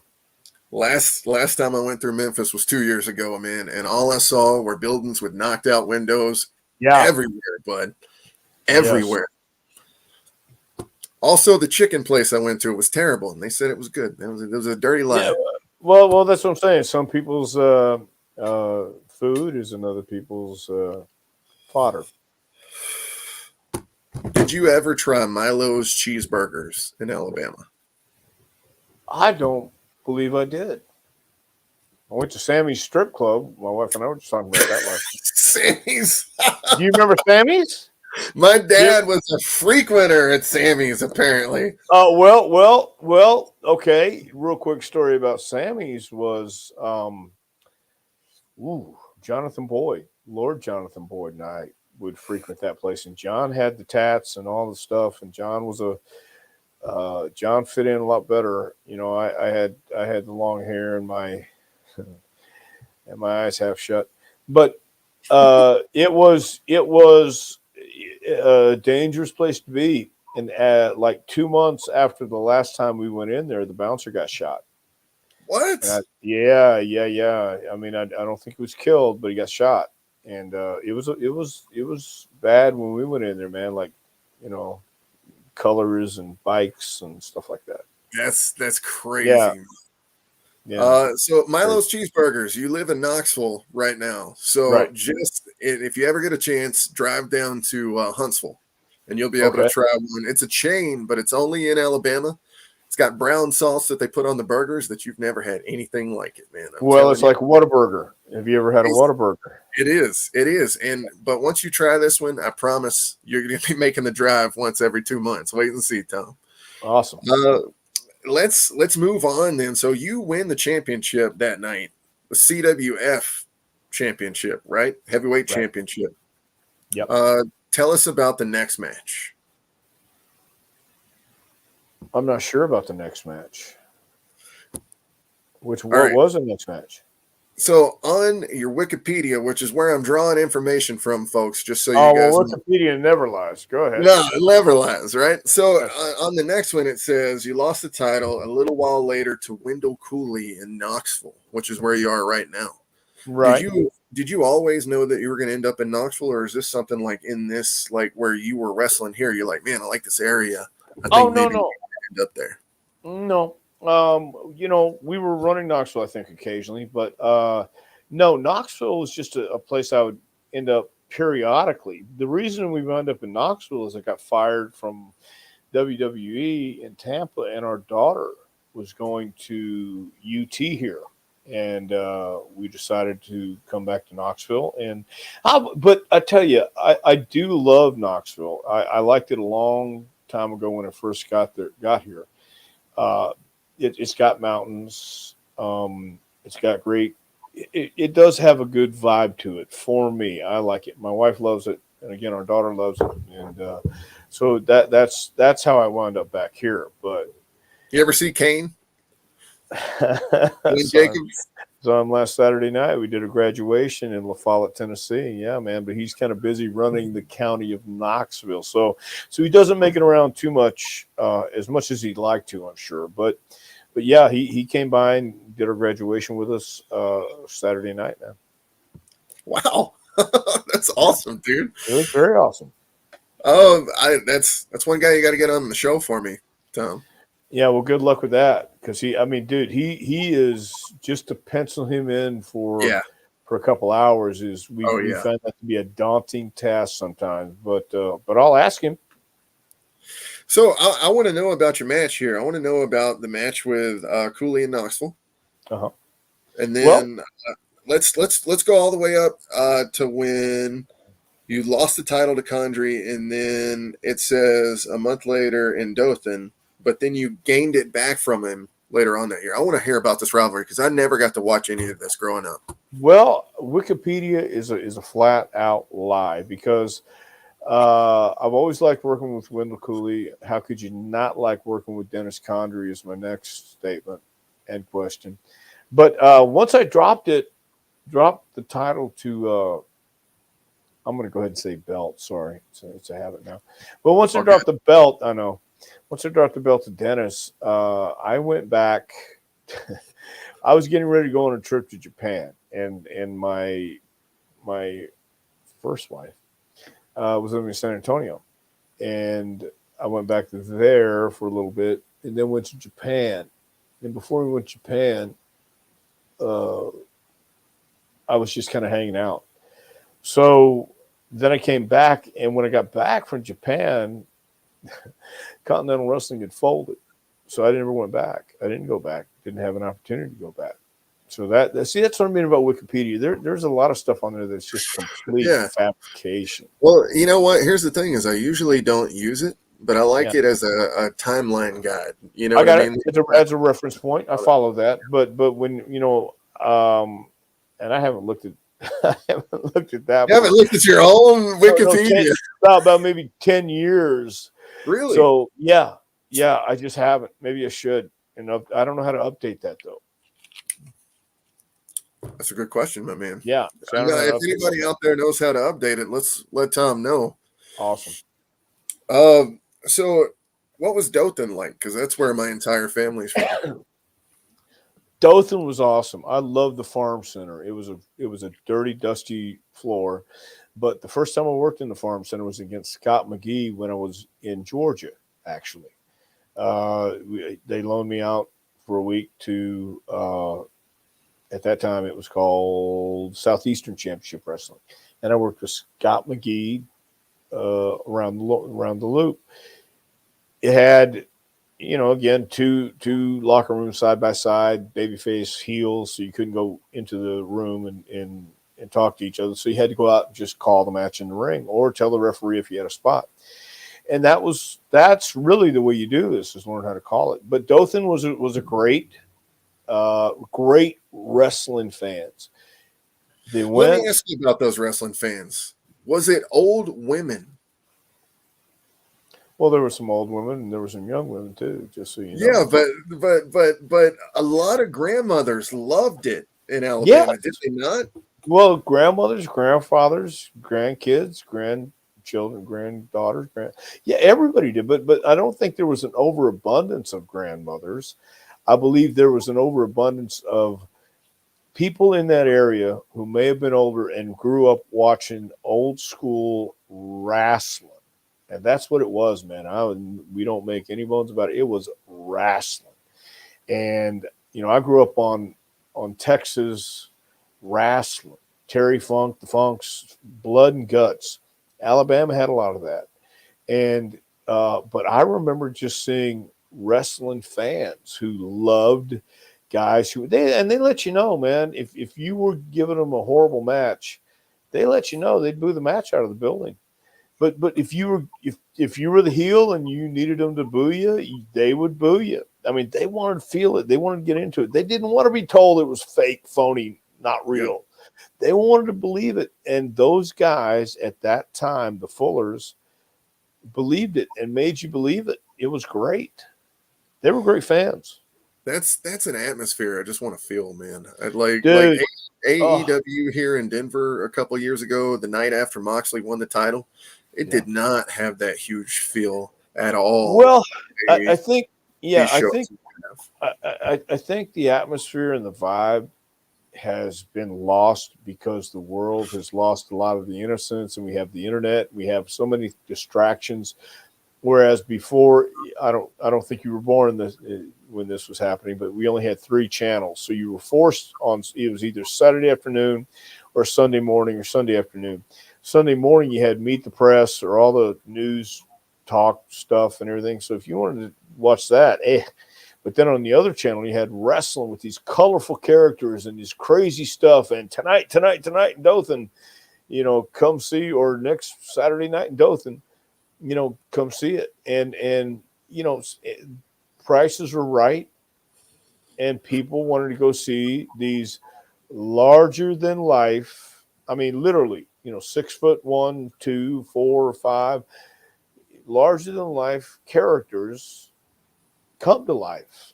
And that atmosphere, I don't know, can be duplicated today because, as I said earlier, anybody can be a star. One of the greatest quotes I ever heard, I don't know if I'm eccentric or I'm just wearing a funny hat. These guys were eccentric. These guys were legitimately doing things that those people who just got done in the peanut farm, plowing their farm, were doing their chores, weren't doing. It was magic. These guys knew something they didn't know. These guys were movie stars, TV stars. These guys were special. Now anybody can be special. And that's kind of what ruined the aura and authenticity of it, I think. But let me ask you, is that the death of the Madonna then, as in the death of the celebrity? Because I think the entire aura, it's not just wrestling. It is everybody, everything. I'll put it to you like this, Tom. All right. And guys, this is going to sound a little weird for a second, but Colorado Springs Comic-Con, I get to go in the green room with all the celebrities, and I mean all of them. You know what I mean? Every year. It feels just like, me and the guy at McDonald's are talking, or like me and the guy at the gas station, or me and my buddy, or me and anybody. Because it does not have what it did even 8 years ago. Even 8 years ago, the first time I'd walk into a room like that, it'd be like, oh my God, I'm not going to say a word. You know what I mean? Because you're scared. And now, and it's almost like talking to people on this YouTube show. The first one, you're like, I'm Mark May. How's everybody out there doing? And now it's like this, you know what I mean? Yeah. But it feels like that celebrity aura is dying, and I don't know if it's a good thing necessarily. Well, here's what I found out when I first broke in. When I first broke in wrestling, the guys that I watched, I'm now sharing the dressing room with. I'm now sharing the ring with. I'm now actually wrestling some of the guys I watched growing up, and I realized we're really not so different. The only difference is he's been doing this longer than I have, but he started out as a young kid too. Could it be the illusions we talked about earlier? Yes, definitely. And there are no illusions anymore. There's authenticity in some parts of the entertainment genre and industry, but anybody can take their phone out, record something, and you'll get at least 5,000 hits the first hour or whatever it may be. So yeah, it's gone away where not everybody is so special anymore because everybody can be a celebrity. And what really is a celebrity? It's just, again, I go back to that human being. That's my word of the day. You're just someone who happens to be able to stand up and get a camera pointed at you. Life's a stage. I just want better lighting. You think that people can film themselves and are great dancers. Man, oh my God, the Twitch, who he started out just dancing, but because he was that good and because he pursued it and because of all these other elements that fell into place, he became what he was. And then all of a sudden you see he wasn't happy, and nothing can make that happiness or celebrity mean anything in the world anymore. It's not enough. It's not enough. So it's lost its appeal. It really has, unless you have something exceptional. I've seen some great concerts in my day. I've seen some terrible concerts in my day. When I go to a concert, I expect this guy to like Walt Disney. He went to a amusement park and saw the paint chipping off the ponies and said, I'm going to have my own amusement park and I want everything to be pristine. I don't want anybody to lose that feeling of, never let your guys not wear the costume. Don't take your costume off unless you're away from the public. These days, nobody cares. We all know it's an illusion. We all don't care. Why? Because you're not putting the effort into it to make yourself special. You're not eccentric. You're just wearing a funny hat. You're not anything that I really care to delve into. So why is that? What is it? What is it that people are going to point their eyes towards you? Well, okay, you can dance. Yeah, great. That's great. Oh, hey, look what this guy put on. 5 minutes later, he can dance better than you. But I'll bet you there's somebody in Tuna Fish, Indiana right now who could probably outdance anybody, but they don't hear about it because they don't put the camera on them and don't let anybody know about it. I mean, it's different. They found Andre the Giant in France. He was unusual than the average bear. He wasn't like everybody else. You wanted to put that out there. Now you got all kind of people who are 6'4", 5'7", 6'8", and it's not that unusual anymore because it's all out there. And that's missing everywhere in the world. I completely agree. And here's the thing. It almost seems like some of the people that are in these positions now just go through the motions as opposed to making the effort to make themselves stand out, I guess, why would you pay $100 a ticket for seats way up here, okay, to see somebody to see somebody sing or play an instrument? Why would you pay $100? You better give me a hell of a show because your seats on the floor are $800. What? So I get it. I'll pay for a good show. I want a good show. I want a great show. And we were talking earlier, I think, about Rob Zombie and White Zombie doing American Band, Grand Funk Classic. Some of the, maybe 90% of the people, I don't know, maybe less, maybe more, it doesn't really matter, don't know that was Grand Funk who wrote the song, played the song, performed the song. Man, you don't dress, if you dress like the crowd, pretty soon you're going to be back in the crowd. So you better give me something special.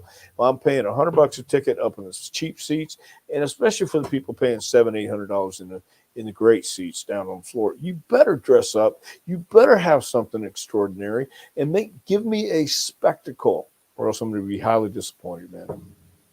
A guy I kind of like these days is, and I know a lot of people think it's crazy, it's MJF from AEW, because he lives in that character the entire time.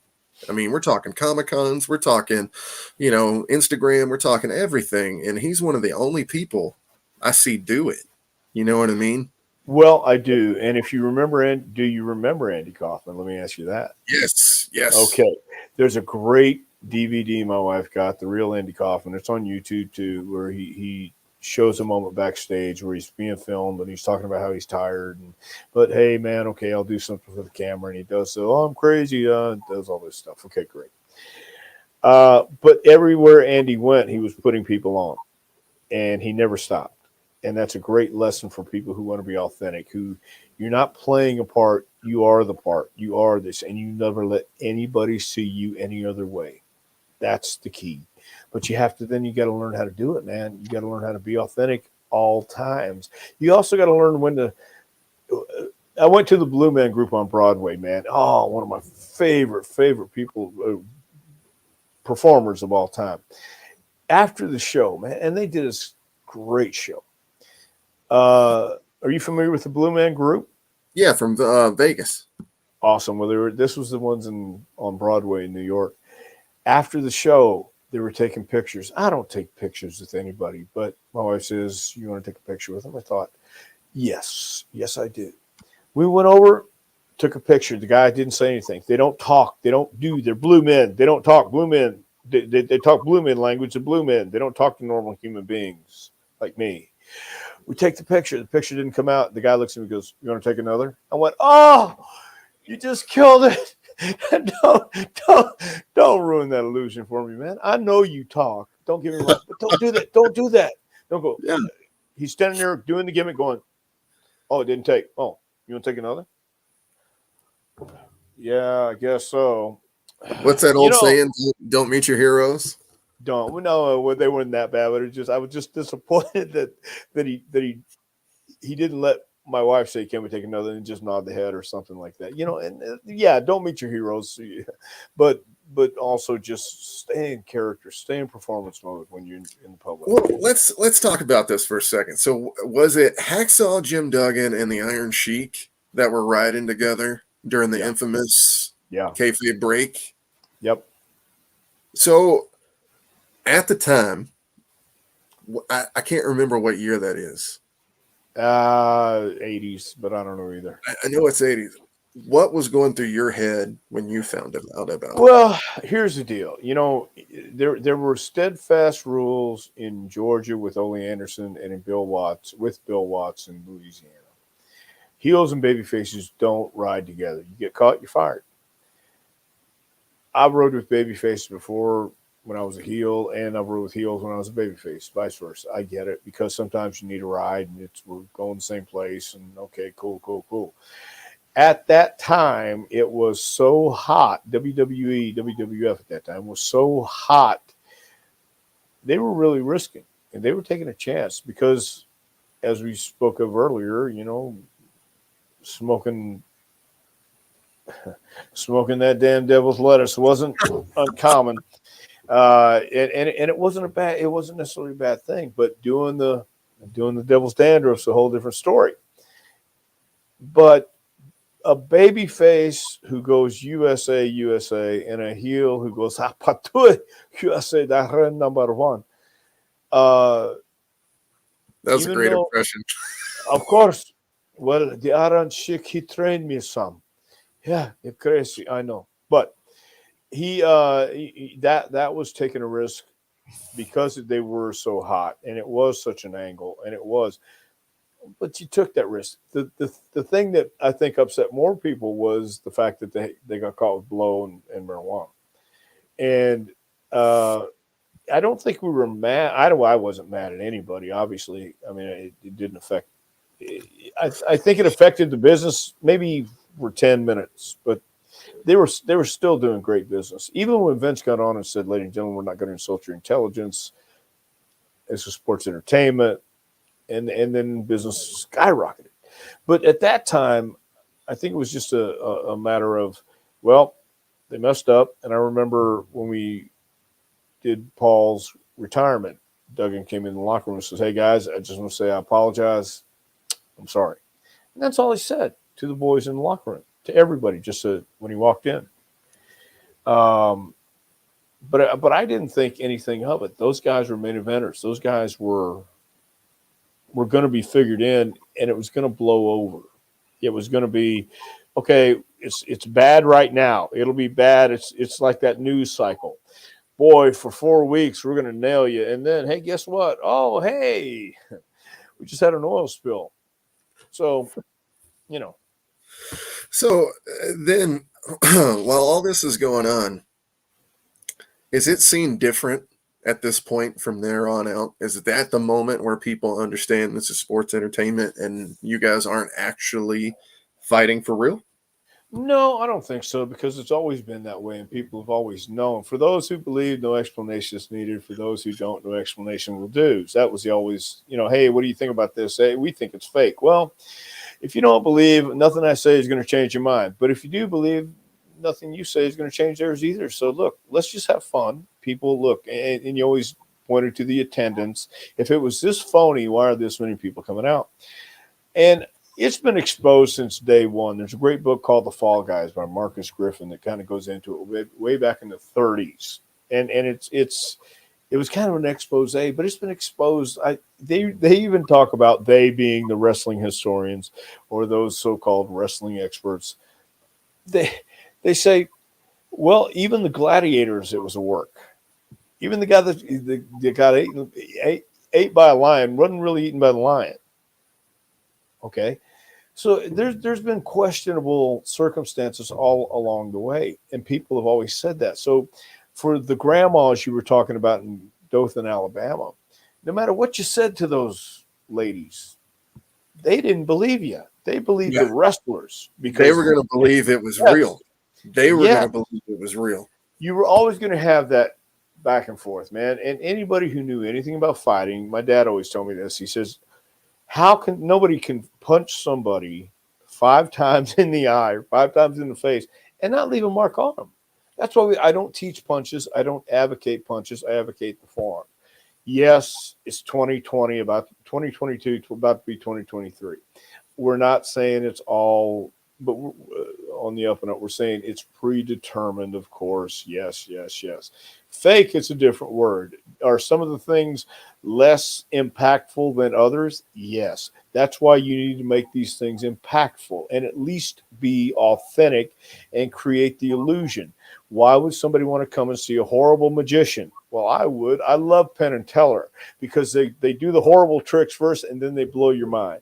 But wrestling isn't like that. You have to go out there and you have to be from start to finish that guy. MJF is authentic because he's that guy, but he also understands business.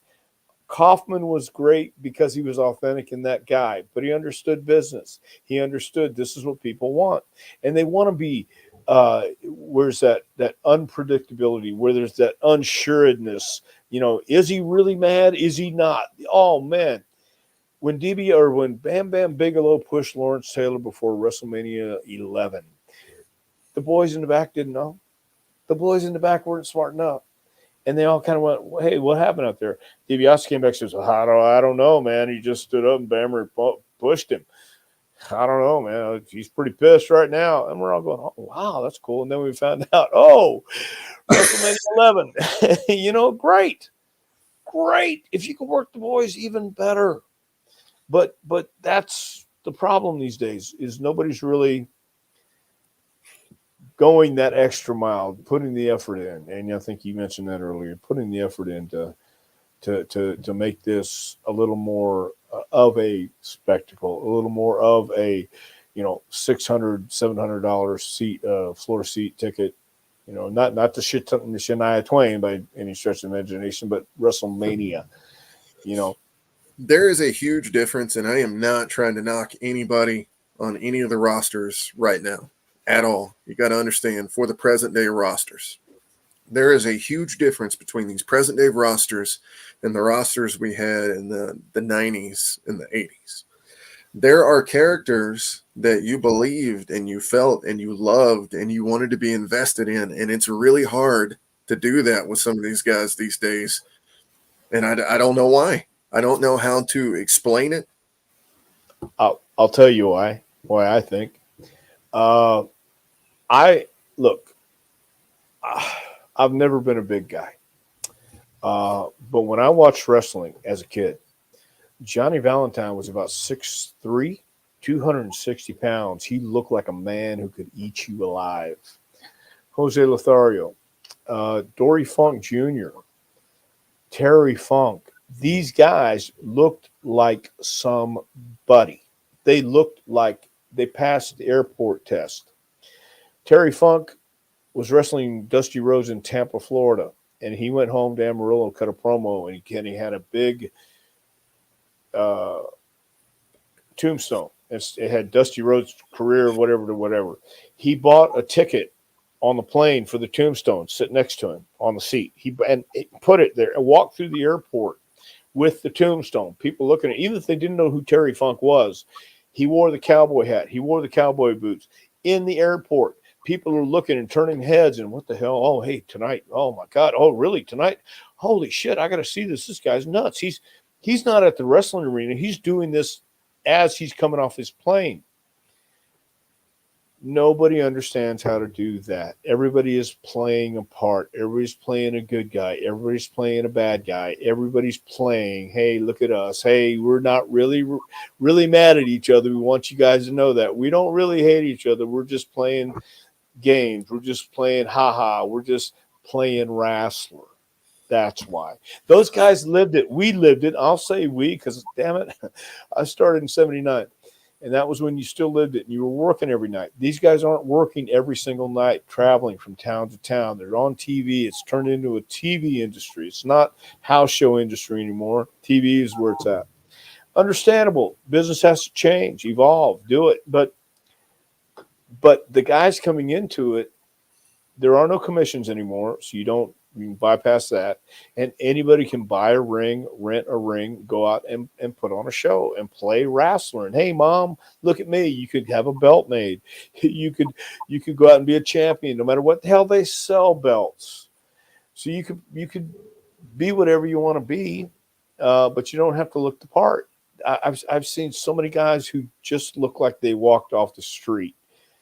And yeah, so that I think that's why, because back then those guys were authentic. They were rough around the edges. They weren't always the nicest people. They were society's outcast.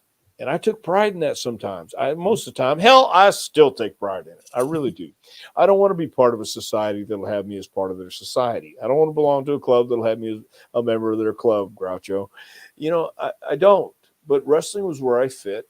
Wrestling was what I loved. And these guys don't love wrestling. They just love being famous. And when you were a wrestler, it was a byproduct of that. Traveling from town to town and enjoying it. And these guys don't want to travel 30 minutes, much less 300 miles these days, and put in the miles, put in the experience and get some life under your belt. Man, I really do. I have a lot of stories over the past 40. I mean, I started taking pictures when I was 12. And again, 63, I do the math. I have stories from that moment, but even from before when I was watching, all the way up to the experiences I had while I was doing this over 40 years, over 50 years, actually. So they don't have that yet. And they don't have the same kind of experiences because the world has changed. And we get cancel culture. We can't do and say a lot of things they said a long time ago. So that has a lot to do with it. It's just not like it used to be, so it's not going to be like it used to be. And that just makes me sad because it's the death of the individual character as opposed to now the group collective of whatever we have. You know what I mean? I said to Harley Race one time when I did a seminar down in Eldon, Missouri, we were talking about the old days, and somebody brought a picture, and I pointed to it and I said, I really miss those days. And Harley looked at me and said, how do you think I feel? And I thought, I get it. I certainly understand, because he was the guy. Harley Race was one of those guys that you just knew was a legit badass. And he was. And there's a lot of Harley Race stories, but oof. You're going to have to tell me some of those Harley Race stories sometimes, because I would love to hear them. Yeah. Tom, I got to tell you, we've been on for 2 hours. How long do you want to go? Because I can go all day. Well, I was supposed to be doing a round table today, so this is my round table. What's a round table? I was supposed to be in Thomaston, Georgia today with Mike Jackson, Scott Armstrong, and Chick Donovan. We were going to be talking about the territory, the Continental Wrestling Territory, which I'm looking forward to doing. We're going to do that. Well, let me go ahead and plug this since we were talking, because we had to change it due to some personal circumstances with the guys. But we're doing a round table talking about Continental Championship Wrestling coming up January. Hold on. January 28th in Griffin, Georgia. I don't know when it's going to air, actually, but January 28th in Griffin, Georgia. I'm supposed to be doing a round table with Mike Martin, Mike Jackson, Scott Armstrong, Chick Donovan. So this is my round table today. We're supposed to do it today. So I'm doing my round table with you, Mark. How about that? That sounds good to me, sir. I mean, I know that the fans are loving it right now. We're getting a lot of comments. We're getting a lot of viewers. We have been talking about a lot of great stuff so far. Let's just get back 1 second to the individual. So let's talk about the wrestler. When you train wrestlers, because a lot of people might not know this, but you've trained a lot of great wrestlers. And I'm going to let you name the names of the people that you've trained. I don't know. Why don't you tell me what Wikipedia says? Let me see. What's it say I trained on there? I'll find it and I'll let you know. Let's see what Wikipedia says. Okay. No, I'm gonna let you do it. So, Okay. anyways, when it comes to training these guys, and we're talking about it even right now, in your school, are you telling these guys, like, when you come up, you've got to be authentic and individual, and you've got to stand out from these guys, and you got to find a way to do it? What is that way to do it? And can you tell these guys who you've trained? Well, the first class that I actually officially trained was a guy named Akamal Breck, who wrestled as Brockus, Mark Henry, world's strongest man, then a guy named Dwayne Johnson, The Rock. No, I've never heard of Dwayne Johnson. What happened to that guy? I think he's working at Buc-ee's too. He's in charge. He's in charge of the buffet. Yeah. So, and then from there, it was just it was an opportunity for me to try something else. And then, I've had most of the guys that were new in the Attitude Era came through me. And it's varied through the years, but I do tell guys about being authentic. I do tell guys about being special and not. My main deal is this. We tell stories. One of my favorite storytellers of all time has turned into a parody of himself, but he still understands how to tell stories. David Lee Roth with Van Halen was one of the greatest frontmen of all time. So is Freddie Mercury. I'll say so is Billy Corgan. I'll say that too. But these guys know how to tell compelling stories, or at least sound bites that you'll go, what? What do you say? And they make you interested. Be an interesting person. Be an interesting character. Dress different than everybody else. You wear what everybody else is wearing. Pretty soon you're going to be looking like everybody else again. Don't look like everybody else. This is storytelling. Basic, simple storytelling. The basics and fundamentals never go out of style. That's one thing I stress. We stress that at the JPWA. My partner, by the way, is Glenn Jacobs, Knox County Mayor. That's where the J comes from, Jacobs Prichard Wrestling Academy. And we stress very much authenticity. Kane is Kane. When Kane puts on that mask, Kane puts on that suit, he's not Glenn anymore. He's Kane. When The Undertaker puts on the overcoat, puts on his tights and boots and apparel, wrestling apparel, he's not Mark Calloway. He is the Undertaker. Hell, even when he's without that apparel, he's still Taker. Glenn is still Kane, but he's Glenn Jacobs, Knox County Mayor. Taker is Taker. He's also Mark Calloway. But that becomes one in the same, and he knows who to separate that with and when to separate it. When you're starting out, you have to find yourself. It takes time. It takes time to get the gravitas. It takes time to get the experience. I can tell you all day long. I can tell you stories about experience, but I can't give you experience.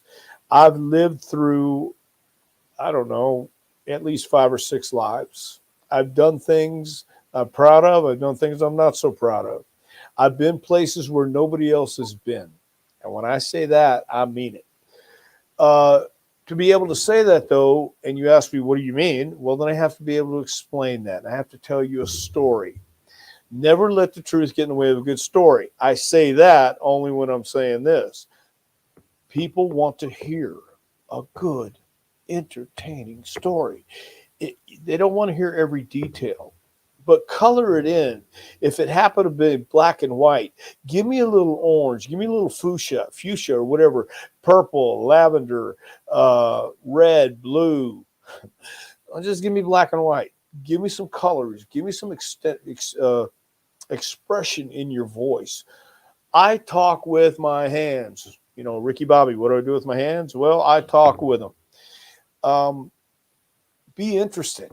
If you're not interesting, larceny is alive and well. Steal, take it, make it your own. Who's going to know? Maybe your family. Tell them to shut up. It's showbiz. It's showbiz. Why are you special? If you do what everybody else does, I don't care. But do you look different? Are you different? Why do you paint your nails? Why do you put eyeliner on your eyes? Why do you wear a dress when you come out to sing? Dude, as long as you got a story for me, I don't care what you do. I just want to hear the story. I want to see the story when you come to the ring. Ric Flair will come to the ring in a robe. He's not going to come to the ring in a T-shirt. I mean, from the dressing room, he'll stand in the ring and he'll let you see him in all his regalia, and then he'll take it off. So don't get caught up in, oh, I'm trying to be a tough guy. Get caught up in being show business. I think Mr. Crees just a minute ago, I think that's my brother in Houston watching. Yeah, Natalie. That's my brother, my big bro Chris. So, you know, he's a musician. He's a magician. He's a musician.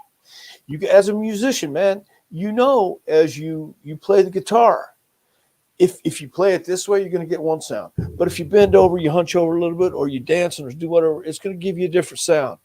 Same thing when you walk out of the locker room, go to the ring. Do you just walk out there and stand in the corner, or do you walk out there? Do you strut out there? Do you look around? What do you do that makes you different? Johnny Valentine would walk out from the locker room in Houston and stop on the way to the ring and just look and let the people's boos soak him in. And he would let everybody finally, when people say, what are they booing at? What are they booing at? Oh, they point him out because we didn't have spotlights and music back then. It was simple. Those guys had to make the most of what they had. They didn't have the music and the spotlights. Gorgeous George did, and even before that, there was some music. Freebirds didn't invent the music going to the ring. They didn't. What's old will be new again. You know who Gorgeous George stole his gimmick from? Lord Lansdowne. You ever heard of Lord Lansdowne? Me either, until I looked him up.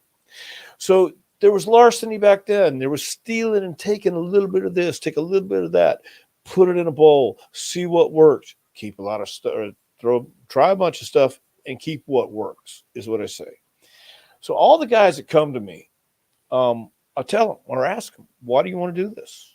What's your motivator? I want to be an influencer, man. I want to go to hospitals. I want to help little kids cheer up. No, you don't. You want to be famous. That's okay. That's fine. But do you really understand what goes into this? You got to love the business first. Whatever business you're in, whether it's rock and roll, football, baseball. Why do every other athlete, boxers, football players, baseball players, study the guys who came before them? But wrestlers don't. The wrestlers of today don't. They think, oh, we can do it because we know what it is. It's 15 super kicks or Havacoronas or toupees or all that stuff. I know it's a hurricanrana and a tope, but it's the same thing when you say it. What's going to make you different is your personality. What's going to make you different is what you wear, how you talk, where you walk, how you do all this stuff, man. And when somebody does meet you these days, they are going to remember, and they're going to say, hey, man, you were either an asshole or you were cool. I remember the guys I met who were assholes. I don't want to be like them. And I remember how I felt. You got to remember, man, it's not about being famous. It's about going out and making those people feel like they are the only ones in the world that matter. If you meet somebody one-on-one, man, they go back saying, man, you made them feel. They're not going to remember what you say, but it's going to remember how you make them feel. And that goes for an entire crowd in an arena.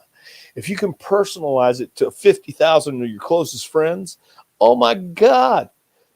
And that's the key. Dwayne Johnson is one of the most authentic people I've ever met in my life. Never changed a bit. He still understands what it's like to have $7 in his pocket and struggle. And he understands there's people out there struggling now. That's why he does these kind deeds that he does all the time. So you want to strive for the success, certainly, but you want to strive. And again, if you're grateful every day, you have the right attitude, and sometimes it is hard to focus on that. Sometimes it doesn't always happen magically every day. You're going to feel great because you don't feel great every day. If you get more days feeling great, cool, bonus. But some days you're not. Some days we do slide. We're all human. And it happens, man. But I tell my guys that. I the first night of class, which we have coming up January 2nd, I always stress that you can do whatever you want to do in life. You really can. It's not always easy, but it's simple. Just believe it. Have confidence. Find the confidence. I didn't have 1 ounce of confidence when I was growing up. And again, my brother could attest to that. I was told I couldn't, I wouldn't, I shouldn't. But I refused to listen to that. I was manifesting without knowing I was manifesting it. But I loved professional wrestling. That was it, my focus. I lost focus along the way. But I found it. I refound it later in life, and I found that I enjoy being a coach. I enjoy being a teacher. I enjoy doing what I'm doing now. And I am, Glenn and I have the JPWA. So I'm not in a bad spot at all. It takes a while. You just have to find someone who will help you. Be the coach. I want to be the coach that I wish I always had. I had a great instructor in Bill Gray. He was my sensei. He was my karate instructor. A lot of my personality is based on him, which isn't always good, but he always gave encouragement, always believed. He's a weirdo. He's out of his mind, but that's okay. I like weirdos. I like people that are out of their mind. It's why I listed for this. So the whole thing boils down to, how do you want to walk on earth? How do you want to live on earth while you're here? Do you want to be miserable all day long? That's your right. Have a great day. Don't tell me how to live my life. Yeah. Well, okay, then don't have a great day. It's up to you, man. Have a great day unless you have other plans. How about that? Do what you want to do unless you have other plans. Unless you want to be, spinning your wheels your whole life. That's cool too. If that's what you want to do, who am I to argue? I'm not. But professional wrestling certainly has. They're always looking for stars, always looking for special people, always looking for someone who has that drive, has that mentality, has that attitude. And then you find it's not just wrestling. It's everywhere you go. If you want to draw covers on comic books, man, shit. Just draw it the best you can. If you want to write stories, write novels, Bukowski couldn't write for shit, but by God, he was a hell of a writer. What's this shit? Why could he be a successful writer? Well, because he was drunk all the time. That's how he wrote. I thought he was great. I really do. And I delve into those Hunter Thompson guys because who else would go live with a bike? Yeah. Who else would do what he did? And you have to do what he did to do what he did. Mm-hmm. And that's the same thing with this, man. It's everything else in life, too. So, in a nutshell, that's it. That was amazing. So when you sit here and you talk about then, training these guys, giving them that motivation, giving them that reason right there to be different, giving them, the positive outlook as they're doing this, what do you think the top motivation for a wrestler is to stay in the industry, go through the school, take the bumps, do everything? What is at the end of the road? What's the most special part about being a wrestler in the ring? I think having the experience of doing what you love. It's not necessarily about being a wrestler, but if you want to be a wrestler and you love it, it's the experience of it. It's the experience of actually not only proving people wrong, but proving yourself right. When you go through this, and we do repetition. One of the great quotes I've heard from Nick Saban, Roll Tide. Roll Tide. Yeah, Roll Tide.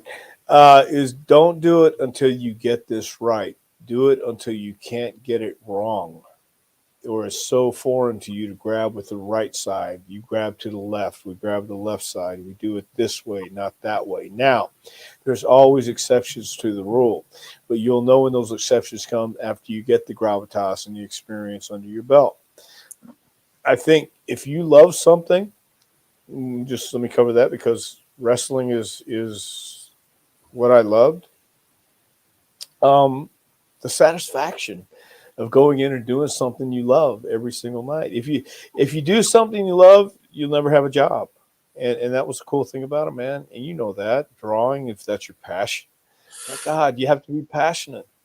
I'm not going to lie to you. I think wrestling's my passion, honestly. Cool.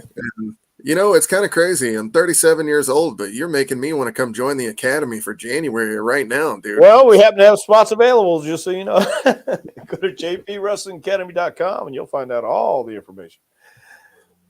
I'm going to come down there and get my ass kicked for a good 8 months, get back in shape, and then I'm going to be ready to take on the world. Awesome. Awesome. Glad to be a part of it. We'll see. Yeah. Maybe we'll still next hold year. a spot. We'll hold a spot for you anytime. Hey, look, again, the guy that did my podcast, John Paz, came down just to check out the class. And I said, dude, man, come on anytime you want. Because it is an experience. If you've never seen a wrestling class, have you ever seen a wrestling class? I have. Okay, cool. Dude, I grew up in Alabama, as you know, like we talked about. I played football for 2 years, half years, made it through half the year. But I tell you what, those little training sessions, those were rough back then. You know what I mean? Yeah. Back when I was in high school. And I think that, to tell you the truth, if there was enough glory at the end of it for me, which being a wrestler would be that glory, I would probably come back and do it, even at my age right now. Well, the bumps hurt as you get older, and the bumps hurt even when you're younger, and it is about repetition, and it is about we do 5 days a week, 4 hours a night, Monday, Tuesday, Thursday, Friday, and then Wednesday's dedicated to promos for 2 hours. That's a lot, man. That's a lot for a wrestling school. That is a lot for a wrestling school. Yeah, and we do it, but we do it because people tell me they want to, and they're passionate. So if you tell me you want something bad enough and this is all you want, I swear I'm going to make you prove it. What about just getting in the business as an announcer or a wrestler, or a manager, Tom? How's that work? These days, a manager, announcer, referee, and stuff like that is usually a friend of a friend of a friend or a friend of a friend. That's why I don't advertise. I'll teach you to be a referee too, because a referee is a pretty specialized thing, and usually they're friends of the guys who come and ride with them or drive them to the town. Announcers the same way. You got to know somebody who knows somebody, and I could teach you all day long, but then you go to the show and they want it done a different way. So you have to know how to adapt. And I got my way. You have your way. The right way. The only way does not exist. I say that a lot of times too. So, in the 90s, Rock's coming in, I think it's 96. So when The Rock comes in, did you train him in 96? Is that when you're training him? So just 2 years prior to that, aren't you a tag team champion in WWF? 2 years?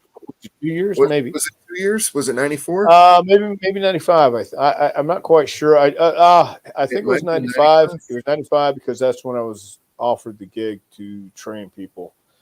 And Rock had already been in Memphis, so it wasn't like he was training from scratch. We were just getting ready for Survivor Series. So Memphis, was this Cornette's territory? No. This was Jarrett's. He was Flex. This was Jarrett's. Okay. Flex Cabana in Memphis. Cornette was in Knoxville, but not yet. I mean, this was at Knoxville had already been signed off. So Knoxville had already been checked off the box and not running anymore. So how did your time in Smoky Mountain Wrestling go? Awesome. Jim Cornette called me with an opportunity that when there were no opportunities, it was awesome. It was great to be. It was great to be associated with Cornette. Yeah. Awesome. Jimmy is awesome. What you see and what you hear is Jim. He's unfiltered. He is that guy. But I have nothing but love, respect, and admiration for Jim Cornette. He's done me right every single time I've ever been around him. He's misunderstood at times, but then again, he's very well understood. And I've never had a problem, never had an issue with Jim. He was very gracious to me. Yeah, there you go. Oh, is he signed? No. Signed? I haven't got a chance to meet him. I just picked this one up, but he's got figures now. You got to get with these guys, Tom, so you can put one of these. No. I was just gonna say my action figure is coming out next year. This has been 2 years in the making with figures. What? It takes a yes. And we have another I can't mention it right now, but we also have another thing in the works next year too. So a lot of things happening next year. I got the action figure was supposed to come out this year. The supply chain to China is what held things up. So they said, and I haven't been hassling, but I did send an email saying, "Hey, when is that thing coming out?"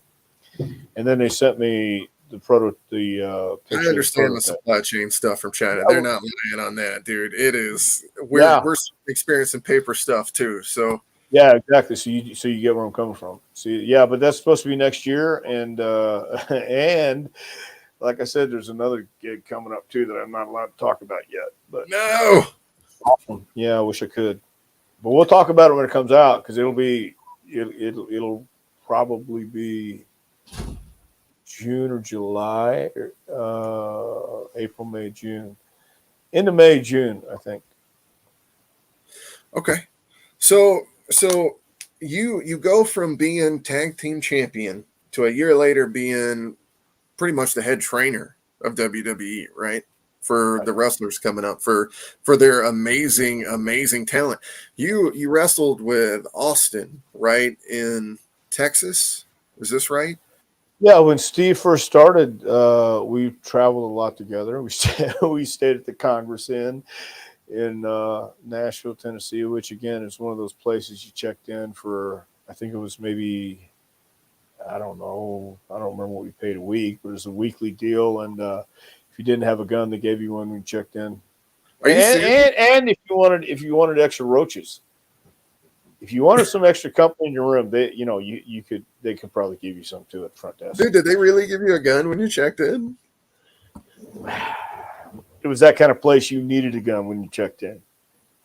No, they didn't give you one, but you needed a gun. I believed you, man. I believed it. Well, I tell you, I'm pretty convincing at times. You want to buy a car?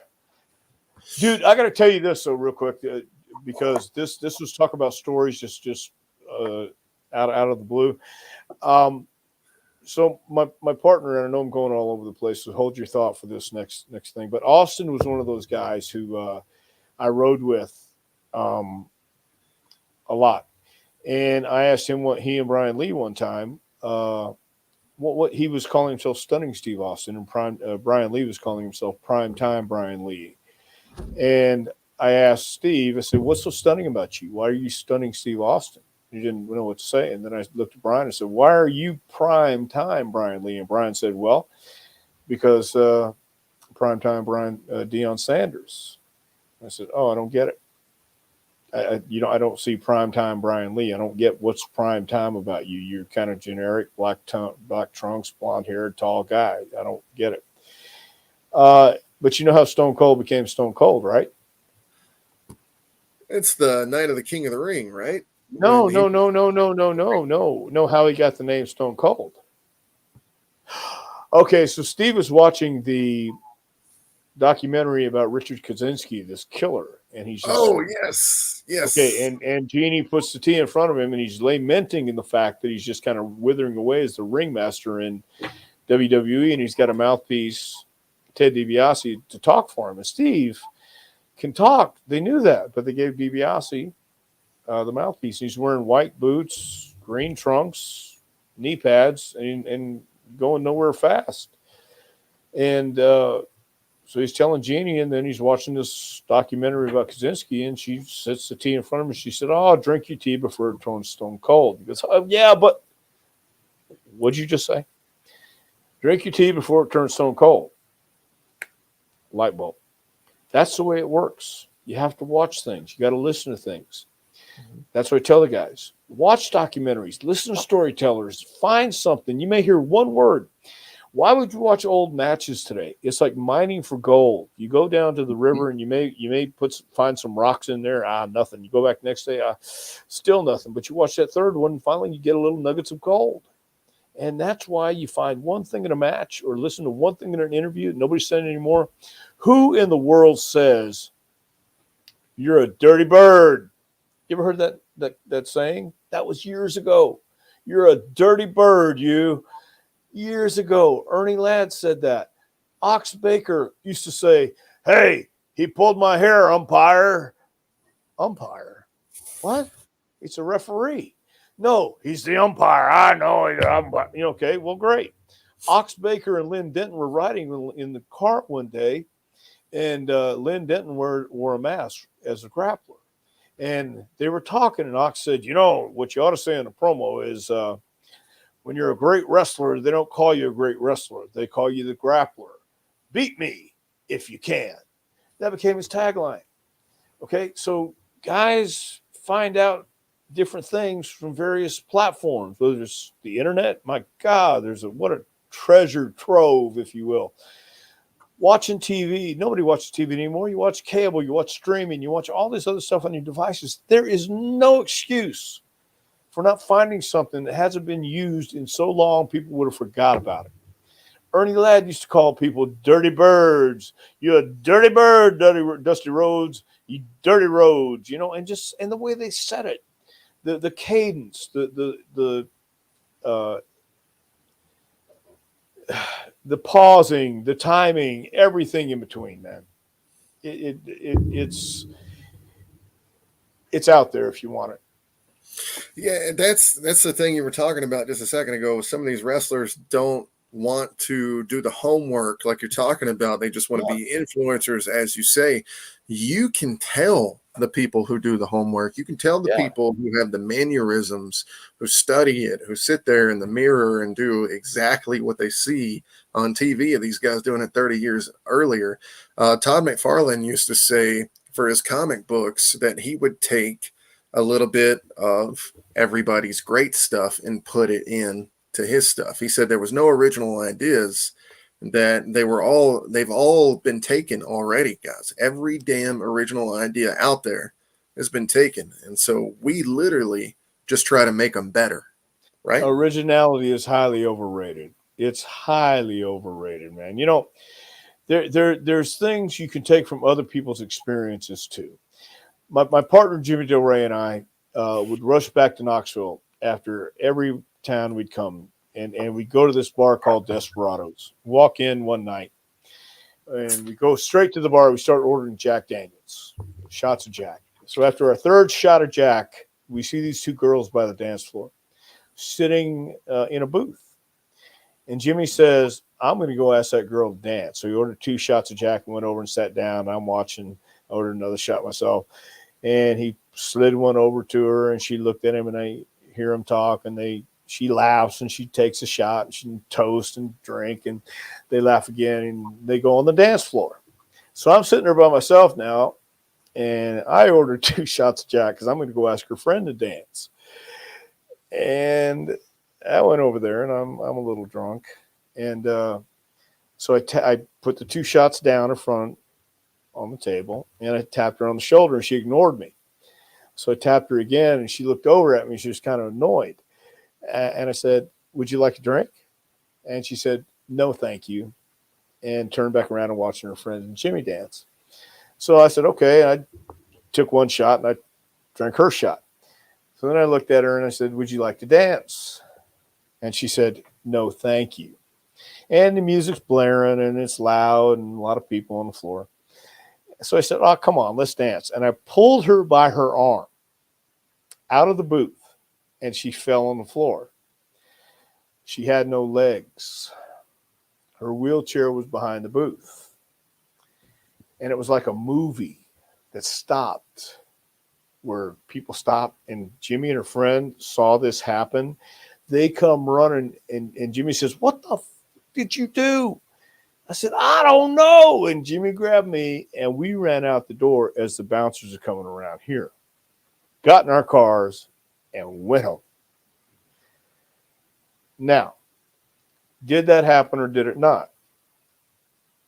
Dusty Rhodes would tell that story every promo class, and he would get into it. He would make it last as long or shorten it up. But it's the way you tell a story, and that's what you have to do in wrestling or anything else. Whether they believe it, you got to believe it. When you tell it, and Dream will get low, but we don't have. We've already been going 2.5 hours. So I didn't want to spread it out too long, because then you're going, oh, yeah, and then what happened? But you got to know how to tell a story where people are listening, and they go, oh, my God, because usually when I tell that in front of the class, the first time they go, oh, God, oh, my God. Yeah, and I'm going the same thing. Yeah. And then I look at him and say, now, did that happen or did it not? Now, You see, don't know. that's incredible because, like you had me going the whole time we were sitting there. Yeah. I thought for sure, and that's just amazing storytelling, which is another thing I just don't see these days. Right. You don't see it these days. Watch Hard Times, the promo with Dusty Rhodes, Hard Times, when he's talking about Ric Flair and the Horseman jumped him. He put hard times on this country because Dusty Rhodes, the American Dream without, you don't know what hard times is. A man working 30 years in a textile factory that a computer took your job, give you a watch and be on your way. That, he's relating to the people. He's putting his hand out there, give me your hand, touch my hand, help me. That's what's missing is the authenticity, the spectacle, the realism. You're mixing in some bullshit with some real feelings in there, and you're getting people to feel the same way you feel, and or more. Connect with your crowd, connect with your audience, and there isn't a lot of that because people are growing up differently now. I mean, with everything to keep you occupied, why should you be able to communicate with anybody? Don't know. No, I mean you're right. Like I just wish that we had the stars of the past, because even the guys that were mid carders still feel like bigger stars to me, in my mind, I guess. But I'm wondering if it's just because I grew up with the era and I'm stuck in that. You grew up because there were different styles, and a guy would spend a year in this territory, and then he hit somewhere big, and then he'd come back to another territory. Some guys were main eventers here and a second match guy here. I get that. I totally understand that. But it's different audiences, different shades around the country, different shades around the world. You just had to figure out which one fit you and click with the crowd, man. Let me ask you a question. If you could book WWE right now, who would be your top guy other than the top guys they have right now? Well, first of all, I wouldn't book WWE now or never. Now, then, now or forever, I wouldn't book WWE. But honest to God, I haven't really had the opportunity to watch too much WWE because I'm usually teaching at night, and I think they do the best job with what they have. They really do have some brilliant minds there. Honest to God, they do. And Hunter is an old school guy, love him or hate him, and he's the guy that fired me. So I have no animosity. I really don't, because you have to be on the team. If they don't want you on their team, you damn sure don't want to be there, because they don't want you there. It's going to be miserable, and it was for a while. But I don't know that I would do anything different. I think Roman Reigns is the guy who actually does what he needs to do, goes to the gym, looks the part, is the part, feels the part. The Usos in Tampa, great guys, talented guys. It's not the moves. It's not how many moves. It's the in-between the moves. It's the details. It's the little nuances that nobody notices or takes special care to do. The moving of a hand, just I'm quivering or touching your face or something. Just nobody pays attention to that as much as they should. The Usos did. Roman Reigns does. And the Usos do too still. I haven't seen it in a while. But I don't know who I'd book other than what they really have, so it wouldn't be a fair assessment on my part. Right. If you could bring any AEW star over to WWE right now, who would it be? Well, obviously MJF. I like MJF. I met him in MLW. Way more mature than he should be. Way more educated than most guys. And I mean, by educated, I mean about wrestling, about the business, about the nuances we talked about earlier, about that guy who doesn't break character unless necessary. And it's not necessary to do it in front of the public, not necessary to let anybody in the press know, not necessary to let anybody know, except maybe his wife, if she says, all right, cut the shit. And then if he's smart, he'll keep doing it. So, Did you ever see his interview as a child? I believe it might yes, have been Roseanne. Rosie. That's just unbelievable, man. This So I kid, mean, he's been around. He's been around for a while, and his parents knew he was a showbiz kid, so that's good. He's where he belongs, man. Yeah, absolutely. So then we've got about 20 minutes left before we're going to get off here for the day. I want you to talk about your wrestling school right now, and let's talk about what you got going on today. Well, we we just completed our 4th year. We started in 2019 in Knoxville, Tennessee, and it's been incredible. It really, really has. It's a cool thing. The Jacobs Prichard Wrestling Academy, JPWA. Let me just give the website here, and then I'll give it at the end too. But jpwrestlingacademy.com has all the information about our upcoming class starting January 2nd, and we go through. Let me just see about this. I have it written down. We have January 2nd through March 24th. That's 12 weeks. And I'm also doing the NWA right now, too. And there's going to be some awesome. There you go. Thank you. Also, some opportunities. You know, I'm doing the NWA as an agent with Billy Corgan right now, who's been very, very cool people to me so far. 2 of the guys who don't get enough credit, they're on screen, but backstage, man, these guys work their tails off. Is Kyle Davis and Joe Galley. We stayed over. Austin Idol and I stayed over to do some very cool stuff last 2 weeks ago, and they're the glue that holds that together. They're the straw that stirs the drink, if you will. But Billy Corgan's been nothing but awesome to me. He's been great. It's a lot of fun going into a place where the locker room is something I haven't seen in a long, long, long time. And I felt welcome in there with guys like Aaron Stevens, Tom Latimer, Tyrus. And you could talk all day long. I want to kind of go on the NWA real quick if I could. Then I'll certainly go back to JPWA. Absolutely. But thank Absolutely. You. Tom Latimer, Tyrus, Aaron Stevens, Trevor Murdoch, Austin Idol. I haven't seen in over, 35 years. I walked in to Knoxville, just come down and say hello. And everybody was so gracious and welcoming. And I know there's a lot of knock on the NWA right now and everything that's been said, but it goes back to attitude. It really does. It goes back to how you approach it and what are you grateful for. These guys are working their ass off, and sometimes it takes more than a day to build something. And I think Billy has owned it now for 5 years. So he's just a year more than we've been doing for JPWA. And I understand building something. I understand how sometimes, things do get in the way or things take longer than you think. But I'm happy to be a part of that and happy to be invited to be a part of it.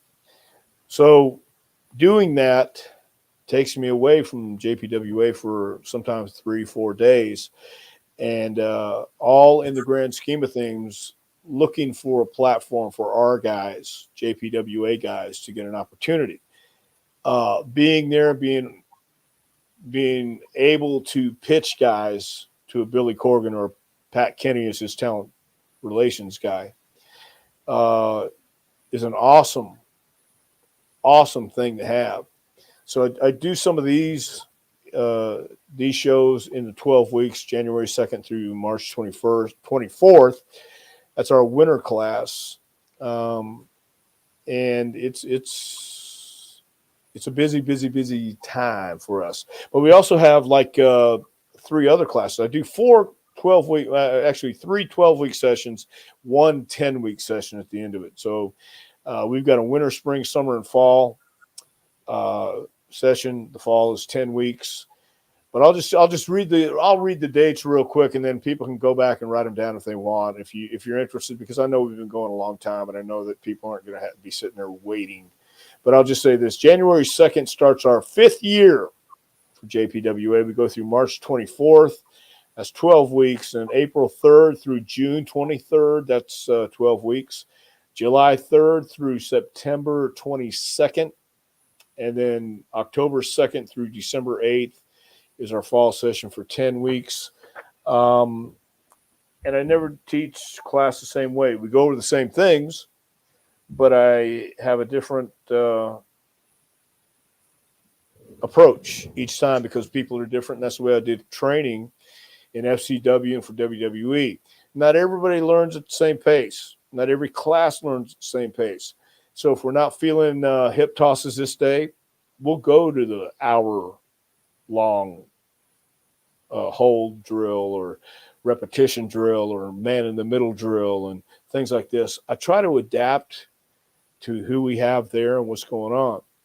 So we take a lot of it from my curriculum, my book. We have a 1-year curriculum that WWE wanted me to put together a 1-year curriculum. And I said, that's not the way you do it, guys. You don't have A, B, C, D, E, F, G. You've got to adapt with what you got going on with the guys you got in your class. But I went ahead and did it, and then they fired me. So I put it out myself. This is a 1-year curriculum. It's called A Pro Wrestling Curriculum, Advice, Suggestions, and Stories to Help the Aspiring Pro Get to the Next Level. You can also find this on our JPWA website. It's on the front page when you click training, and you'll have a place to order this from Amazon right there. So this is a curriculum. If you have a wrestling school, just want to find out what a wrestling school is about. Yes, there are repetitive pages in there. Yes, Thursday and Friday is repetitive in this thing, but there's also some other things, some ideas, suggestions on how to be a better pro, how to be just how to be a better wrestler and perfect your craft. So if you do want to train with us, please go to jpwrestlingacademy.com, fill out an application. I will get back to you ASAP. And it's going to be starting January 2nd. We've had some guys who work for AEW under contract WWE right now. We've got some under contract guys on NWA right now. Again, that's the opportunity when I went and became an agent. And Billy Corgan has been awesome in giving our guys opportunities just to be seen. And Billy's been doing a great job giving a lot of guys around the country, around the world, opportunities to be seen. So he's got a great gig going on in Mexico coming up, AAA versus NWA. And, for anybody who wants to get in professional wrestling, I want to know why. First of all, I want to know what your intentions are and why in the world would you want to do anything like this? Or do you really belong in this insane asylum? I mean, I call everybody who comes to that door a weirdo, including me. You know you're in the right place, man, if you can put up with my shit for 12 weeks. So that's about it, man. Well, I got to say, I'm kind of motivated to come join right now because that was incredible to hear you talk, man. I got to tell you, Tom, it's been incredible talking to you today. I didn't realize we were going to have this much chemistry talking about everything, and I feel like we're just scratching the surface, man. Well, awesome. And anytime you want to come, even if you don't want to join, you're more than welcome to come in and just visit and check it out. We got some great, cool stuff on the walls. We got old school posters. Seamus brought me some of his old school trunks and tights, trunks and T-shirts. We put in the wall, and that is awesome. There's a lot of awesome stuff, man. Some old stuff from Paul Bosch's office in Houston back in the day, and just some really cool stuff if you love wrestling. Well, you know how much I love wrestling because you've heard it in my voice tonight, tonight. We usually today. It's all the more, it's all different. We run the show at night. You know, I've done 3 shows in the past 12 hours, so it's you see. So now you know. Okay, there you go. See, I couldn't do last night, but I was already scheduled to be gone today, and that's where I just put this in. It's awesome. Thank you for having me, by the way, man. It was great. Really was. We're going to have to get you back on. Anytime you want to come on, anytime you want to talk about anything, it doesn't matter what the time is. You just let me know, and I will make time to make it happen. Okay? Awesome. And then stick around after the credits for just a second, and then I want to talk to you about a couple more things. Does that sound good? Tom, you want to say anything else to the crowd before we get out of here? I just hope everybody that goes to a wrestling match these days, whether it's WWE, AEW, or an independent show, just have a blast and support the guys when they're out there, because the greatest thing for a performer is when you show, you either love or hate him. For a professional wrestler, a heel, I think there's nothing better than at least having appreciative fans. Even if you're not appreciative, just go and at least invest. Invest in what the guys are doing in the ring. Respect the guys too outside the ring, and have a blast, man. This is what it's for. We're doing it because we enjoyed it, and as fans, most of us did, and we know what it's like. So I hope you have a blast when you go. I mean, Dr. Tom, ladies and gentlemen, not telling you wrong there. All right, stick around, guys. Guys, it's been fun. It's been great. Episode 58's gone. We will see you next time.